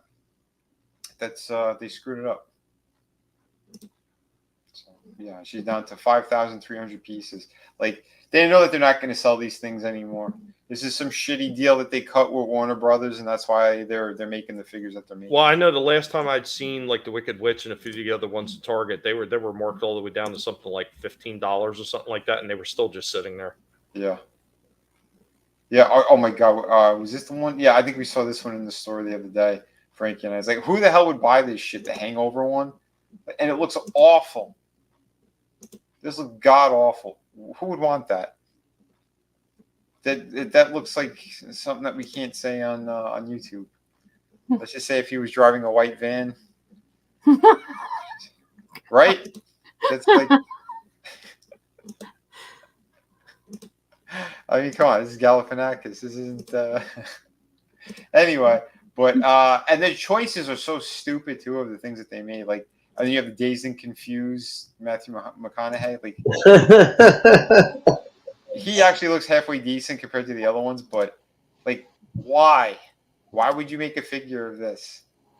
And then you put him in the movie maniac line. What makes him a movie maniac? He doesn't even know. But hold on, he doesn't even know his own brand anymore. His brand, movie maniac, they were like the action one. Yeah, it was a horror action genre. Yeah. Yeah. What do you got there, Slasher? This is the Neo. Oh yeah. I think I had that one. Nice. You put him on the stand and he's flying. Yep. Yeah, that's a nice one. Facing this one. Look at that. Yep, that thing was amazing. Yeah. And they had like that wet finish on, like the gloss paint on him, so because they were fighting in the rain. Like they have it that like they're facing off like this, and Neo's like supposed to be in the air, and in the background there was the two pieces of cardboard with all the Agent Smith copies. Yeah, on it. that was pretty damn cool. Yeah. Yeah, I still have that Agent Smith. I have him. I have the twins. There's a few of them I still have. I have the original Neo and Trinity. They come with like the big. Trinity had the wall, right? She had the wall that she was like sticking to, or something like that. Yeah, she was running up the wall, and he was doing like that. The cartwheel or something. Yeah, the cartwheel where he picks up the machine gun. Yeah, so that was pretty cool. But again, and this. And they had the Morpheus with the chair. That one. So. Yes, I still have him. He's actually on my table right now. Who would want this? Is that Todd McFarlane? Oh, never mind. That's a movie. He's got bigger pecs than me. But like, and he's got his pants around his neck. Like, what the? Who would? I don't know. Even Steve Carell is probably like, "Oh, this is god awful."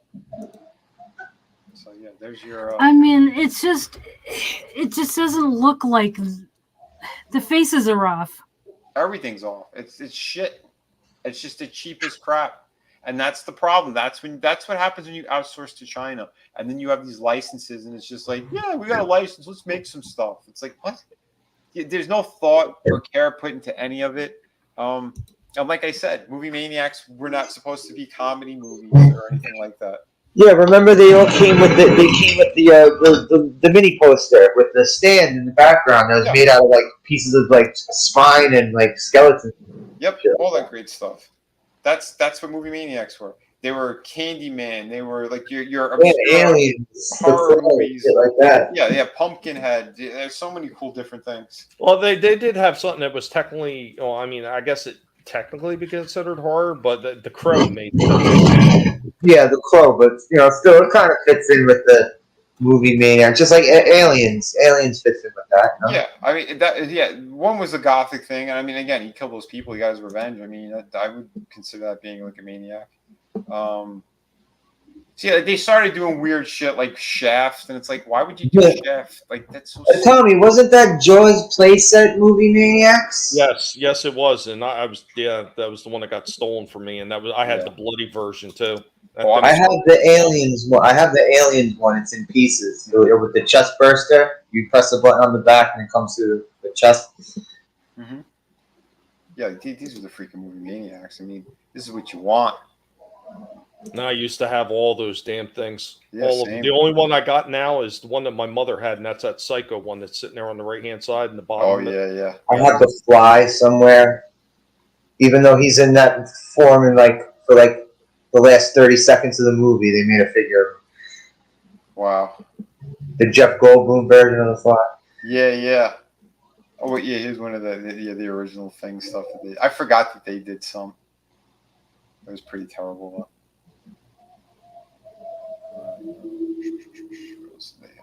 Yeah, because like they had this one in the stores. This looked god awful in person, and again, they all look short and stumpy. They look bizarre, so strange. No, that doesn't look too bad to me. And in person, it was worse, but I mean, I don't know. It's look. They got Gandalf. Like, how is this a Movie Maniac? So they're just making figures then. It's not really Movie Maniacs. No, it's on the box. Like, that's like, again, he doesn't even know what his own brand is. But yeah, it's written on the box. That's a Movie Maniac. No, technically it's not. It's just your crappy movie ones. And I still remember this one. Yeah, I had the T-1000. Yeah, well, gave that away. In the office, they had an Arnold head on him. They had a proper one. And they would not. This is to show you how cheap Todd McFarlane is. He would not give Arnold the 2% he wanted. He wanted 2% off the figures, off of net, and he went, no, it ain't happening. So we had to rip up the face, and they had they had 4 different versions to see how much of the Arnold face could we rip up so that you can't really tell that it's Arnold. So to avoid royalties. Yeah, because he won for like. You believe that shit? And I had like the plastic ones in my hand. Like, I should have just taken them. Fucking bullshit. Because like they went in the garbage. They went somewhere. Who knows? Yeah. So there was some of them. Oh yeah, here's the. Yeah, I gave that one away. I shouldn't have.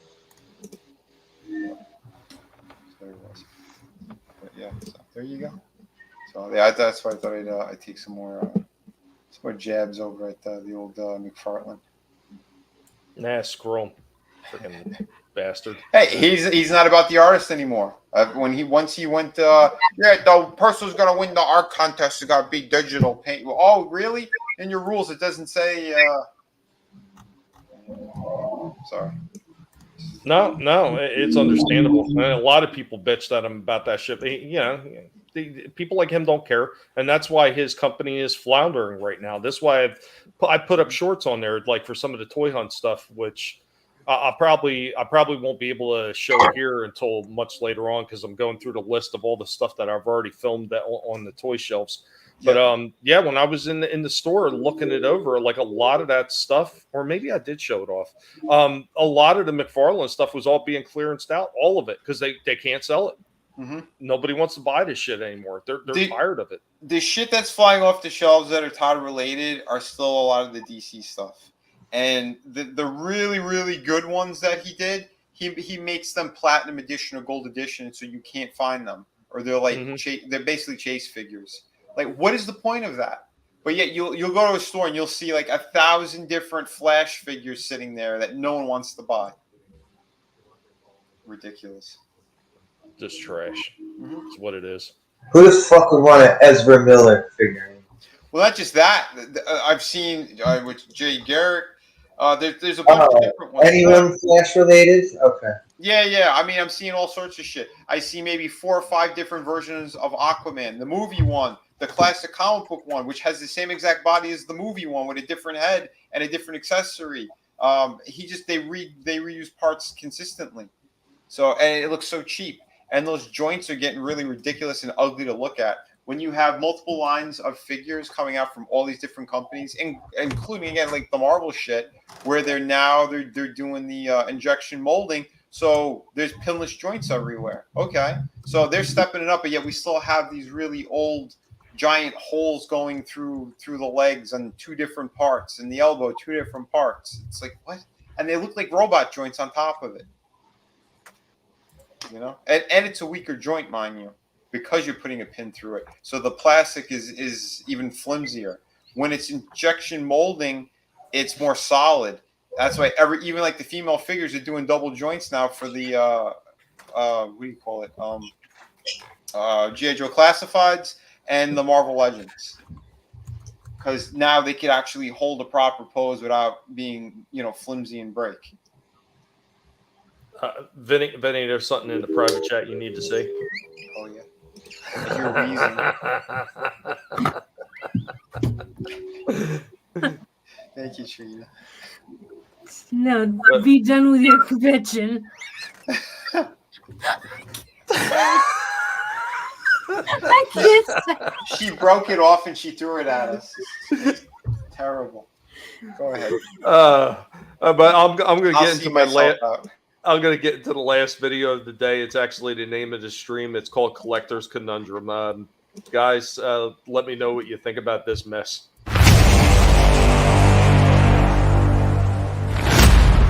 A whole table filled up with Transformers right here as I'm trying to sort through all these ones that I have. Got a few more crates over here that I've been sorting through as well. Got this tote right here filled with them. Got a few more on top of this tote over here with a bunch of NECA figures that I'm sorting through. Got all these 86 movie ones and a few legacy ones sitting up on the counter over here that I'm trying to sort through. Then of course I have these 2 totes in the back with Siege, a couple of the Bumblebee movie ones that looked okay, and then all my Earthrise right here that I just got done sorting through. Boy, this is taking me some time, but it is much needed so I can figure out where everything is.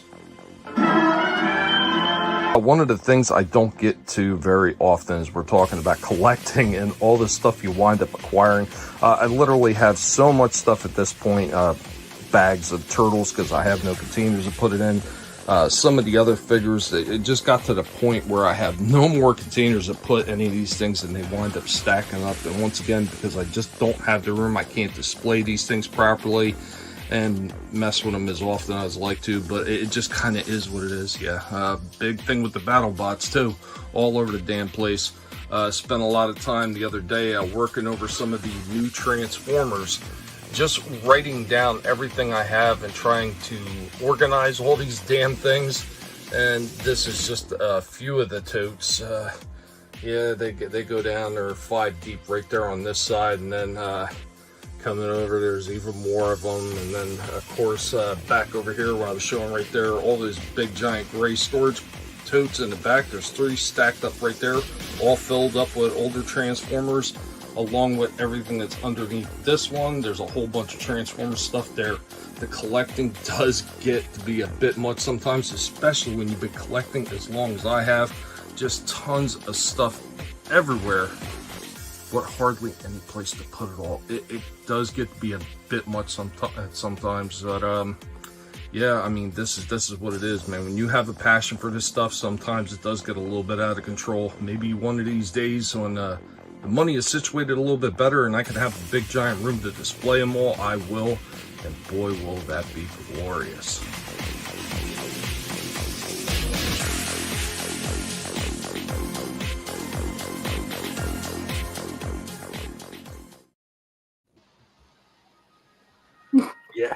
Yeah, that is the conundrum. But you know, where do you put all this stuff? And I mean, that's a problem I've had like over the years, like reacquiring lines and buying some of the new stuff. It's goddamn, you feel like a kid again sometimes, and you don't want to miss out on it because you know once you miss out, you never find it again, at least not for a decent enough price. And then you wind up getting it, and then it's like, well, where the hell am I going to put it?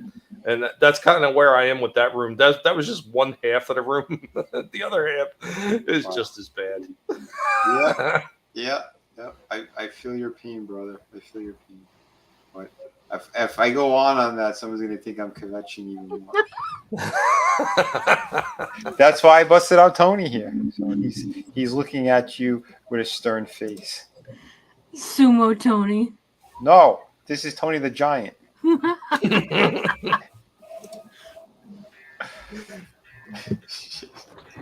Yeah, you definitely need a airplane hangar, Tony.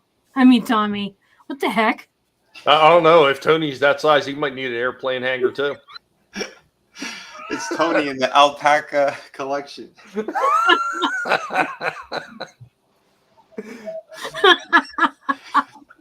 I can't even tell you how many hours I spent.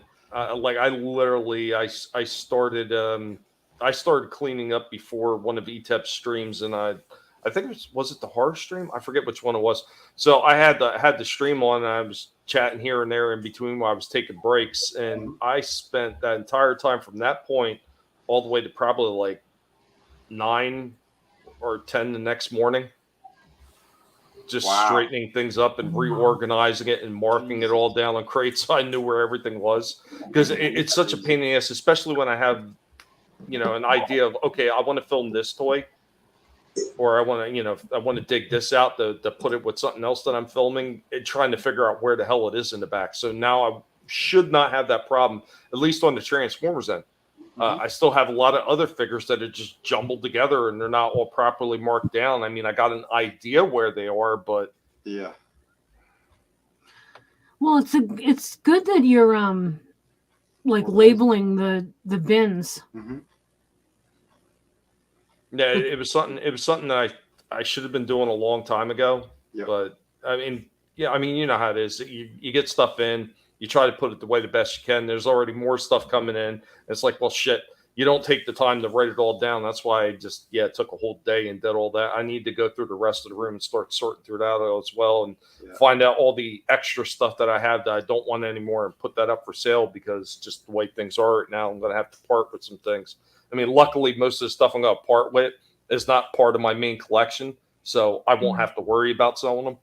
I'm not going to feel bad about getting rid of them. It's not like, oh man, I got to get rid of all this stuff out of my collection. These are just extras, because unfortunately, I've done it a few times, and I've run into other people done it as well. You go out to the store, you pick something up, you put it away because you don't have time to really look at it at that moment because you got other things you're doing. Then you go out to the store, oh man, I've been looking for this figure, and then pick it up a second time.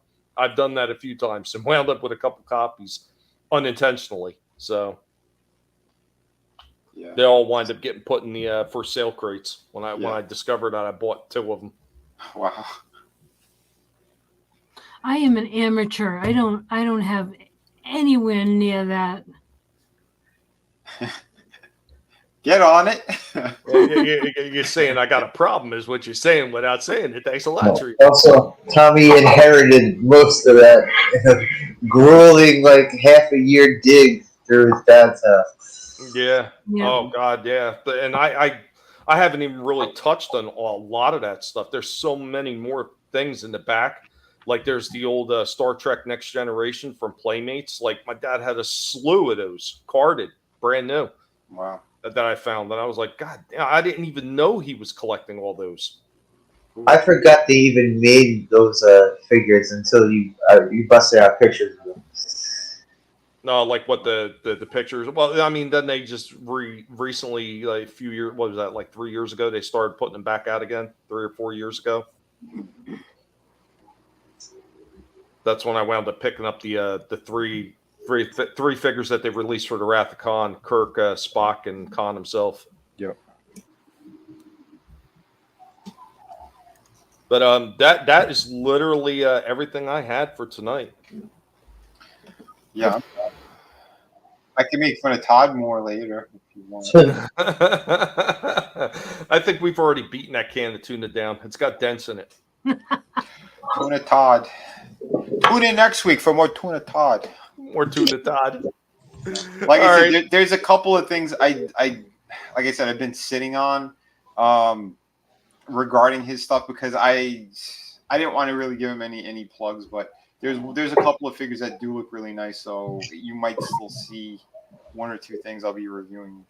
Well, what do they say? A broken clock is right at least twice a day. Yeah, but again, I think it's because there are still people.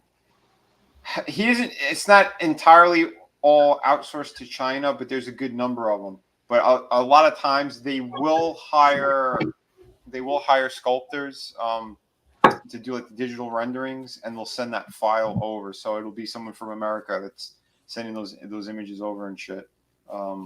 And yeah, for however the process is now over there. But so you will still have a couple of them that do look pretty damn amazing, and I will give them props on that. But again, yeah, my Todd buying days are they're fastly disappearing. I'll say that much. Yeah, the last figure. So I just recently got a figure from him. I didn't even realize when I bought it that it was one of his. A Dune figure. Okay. Yeah, I'm pretty sure he made it. Yeah, he did both. Yeah, I think he still had the license for the second movie as well. Yeah. Those look better, I think. Did you run into those on discount at your Targets or no? No, I had ordered it, and then you said, "Oh, those were on clearance." I, of course, hadn't seen them in any of my stores, so I ordered them off Big Bad Toy Store. It was a part 2 at Tradies. Okay. Oh, another good store to check while they're still open, because I know they're gonna. I think they said there's about 100 of them or 150 of them. They're gonna close. Best Buy. I saw one of those at Best Buy from the second series. Yeah, the second movie, because it has a more orangey box, right? Yeah, I think so. Yeah. I know I saw one of them. I couldn't tell you who it was. I haven't seen the second movie yet. But yeah, they had him over at that Best Buy. So I never got any of the part 1 figures. Wasn't even thinking about it. But then part 2 came out, and we watched part 1 and then part 2 the next night, and I was like, damn, these are wicked good. So and my husband loved them, so I actually got it for him. Nice. The one figure I almost got out of that line because it looked too good. The Baron, the fat one, what's his name? Harkonnen. Yes. Yeah. He looked incredible. I was really surprised by that thing because it was on sale too. Because I think when it first came out, might have been like $40 or $45, and I think they were selling for like under 20. Oh wow. Yeah, I came close to them. I'm like, what am I gonna do with this? And at the time, I only saw the first movie. I'm like, I don't know. But yeah, I slept on it, and someone got it. Yeah. But it looked nice because he has like a pole. He's floating in the air or something. Yeah, cool character. Yep. So I don't know if did you ever see the 1980s ones? Mm-hmm. Yep. No, okay. Well, do you mean the toys or? Yeah, the toys. Oh no, I haven't. Oh, okay. Here, well, I'll bring that up since we're winding down and talking about whatever right now, anyway. So, so there you go. Oh shit! Oh wow! I have not seen these. I remember these as a kid, wow. But yeah, I never got them. I want to say they had a play set or something with it too, but I can't remember. Yeah, they look kind of familiar. Not all of them, just a couple of them.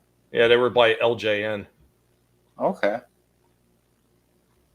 That Paul Atreides figure almost resembles the one that Reaction just recently put out. Mm-hmm. That was the 80s version of Paul Atreides. A little bit different though. Yeah, it's what's her name? Sarah McLachlan.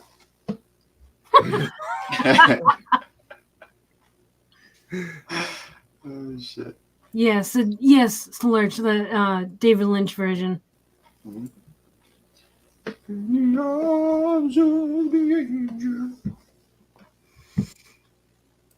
Yeah. Pretty cool stuff. But yeah, I guess that's about it for tonight. Thank you, everybody that's been watching. If you are so kind, be sure to follow us on X or subscribe to our channels on your platform of choice, because most of us are on different platforms.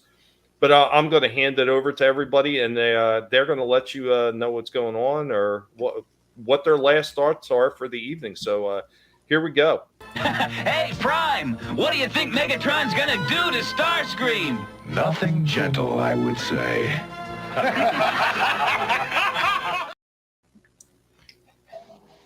Yeah, thanks for letting me chill and talk toys.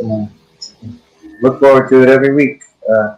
And thank you guys for letting me dual stream this on my channel.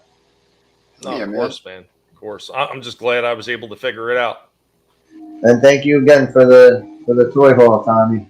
That was a good thing to come home to after another couple of days in the hospital. Man, I'm glad you enjoyed it. It made my day. I'm glad you enjoyed it, and yeah, just hope that you continue to get better. Yeah, thank you. Yeah, man. I knew that you were expecting me to open at least one thing. The Batmobile, that had to be it. I was hoping you would enjoy that one. I wasn't 100% sure. I was like, I hope he likes this. Yeah, that's awesome. And it was a good thing I grabbed it when I did, because when I went back to the store after to check on them again, they were all gone. Wow. So I grabbed it just at the right time. Thank you, man. No, hey, thank you for being my friend and always being on here and having a blast with us, man. Appreciate it. All right, let's kick it on over. Hey, I'm stuck. I can't transform. Oh, thanks. I think. Yeah, it was a great stream. Had a lot of fun with you guys. Yeah, I think everybody knows where to find me at Real Horror, REEL. The Frankenstein figure that I reviewed, that'll be up on my channel tomorrow morning. And let me think. Next Tuesday on ETEP's channel, Tuesday night TerraVision, will be live watching and reviewing Drive Through. I'm not sure where that's streaming. I don't know where you guys can catch that. But yeah, looking forward to that. Other than that, I think that's it. Hope you all have a good night. Thank you all for being with us tonight. Yeah, you guys in the chat, you make it a lot of fun as well. Awesome. Trina, thank you for being here with us as always. Yeah, thank you for having me. It was great being with you guys. Awesome. We're going to kick it on over our man, Vinnie. We're going to give him a different intro this time. What car is that coming up? Creep. Drive by. Well, you can catch me, Tony the Giant, You know, right behind you, right now. Just don't turn around. I'm right there. Blowing hot air on your neck. No, I'm kidding. I'm just playing Zelda right now. No. Yeah, you can catch me over over on my channel. We're you know, I usually plowing away on Nancy Pelosi here, giving to her old shit bag. But no, yeah, tomorrow we're gonna have the Friday stream, the Friday Underground stream, and we usually have a blast. More fun than when Nancy's having right there. But yeah, so there's plenty to talk about. There's a crazy thing that happened today. They basically so long, America. So long. But what they did, they just ensured the win, basically. So there's plenty we're going to discuss on that matter tomorrow. But tune in. Also working on a whole bunch of comic books related stuff. Really cool stuff too. Yeah, for those who missed out on the volume 1 and 2 art books, there's something in the works coming soon. It's literally kind of what I've been working on while we're also doing the toy stream here. But getting things ready, and also again, like I said, working on City of Venus too. It's a tremendous amount of work. It's all on my shoulders. No one else is helping me on that one. So I'm drawing it, writing it, inking it, coloring it, lettering it, you name it. So I'm making sure it's a much bigger book as well for you guys. And it's packed with action, hot babes, all that kind of great stuff. If you missed out on the first one, go get it now. City of Venus, Dead City. It's available on Indiegogo. Shadow of the Kraken, the pirate story, Through the Woods, a really awesome ghost story, which is a hardcover book. And I have my art books over on the volume 3 Vinnie Mella campaign over on Indiegogo. Everything is in, all the links are in the description, or you can go to my Twitter to go find that stuff. We should be doing some kind of video games stream again as well. E-Tep and I, or the Place to Be Reviews, as you know them. We've been doing Resident Evil 6. We got past one full campaign. We're towards, I think, the end of Chris's campaign, or close to it, I think. It's still a good chunk to do, but yeah, we ought to have some fun as long as he is sober enough to play. We'll find a night and we're going to play. It might be tomorrow night. I don't know. I got to talk to him, but we'll see. But we are doing it at the 5 p.m. Stream. So the Friday Underground stream should be tomorrow. So Tommy, Slasher, Trina, thank you everyone in chat. You guys and girls are fantastic. Awesome. Thanks, Vinny, as always. Thank you, brother. All right, and of course, that leaves just me. You should know where to find me by now. Just look for Tommy and the Guinea Pig Collective. You can find me on Rumble. You can find me on Odyssey. I'm on BitChute, and unfortunately still on YouTube. If you want to find me on X, you're going to have to look for capital GPC _Warpig. That's where you'll find me on X. Thank you, everybody that's joined us this evening on all these different platforms. I hope that you had a blast. Please stop by and support everybody's channel. I know Decepticon says that he's going to be on Whatnot later on. So if you're up and you have the chance, stop by and support him while he goes on Whatnot and does some selling and everything like that. It'd be greatly appreciated.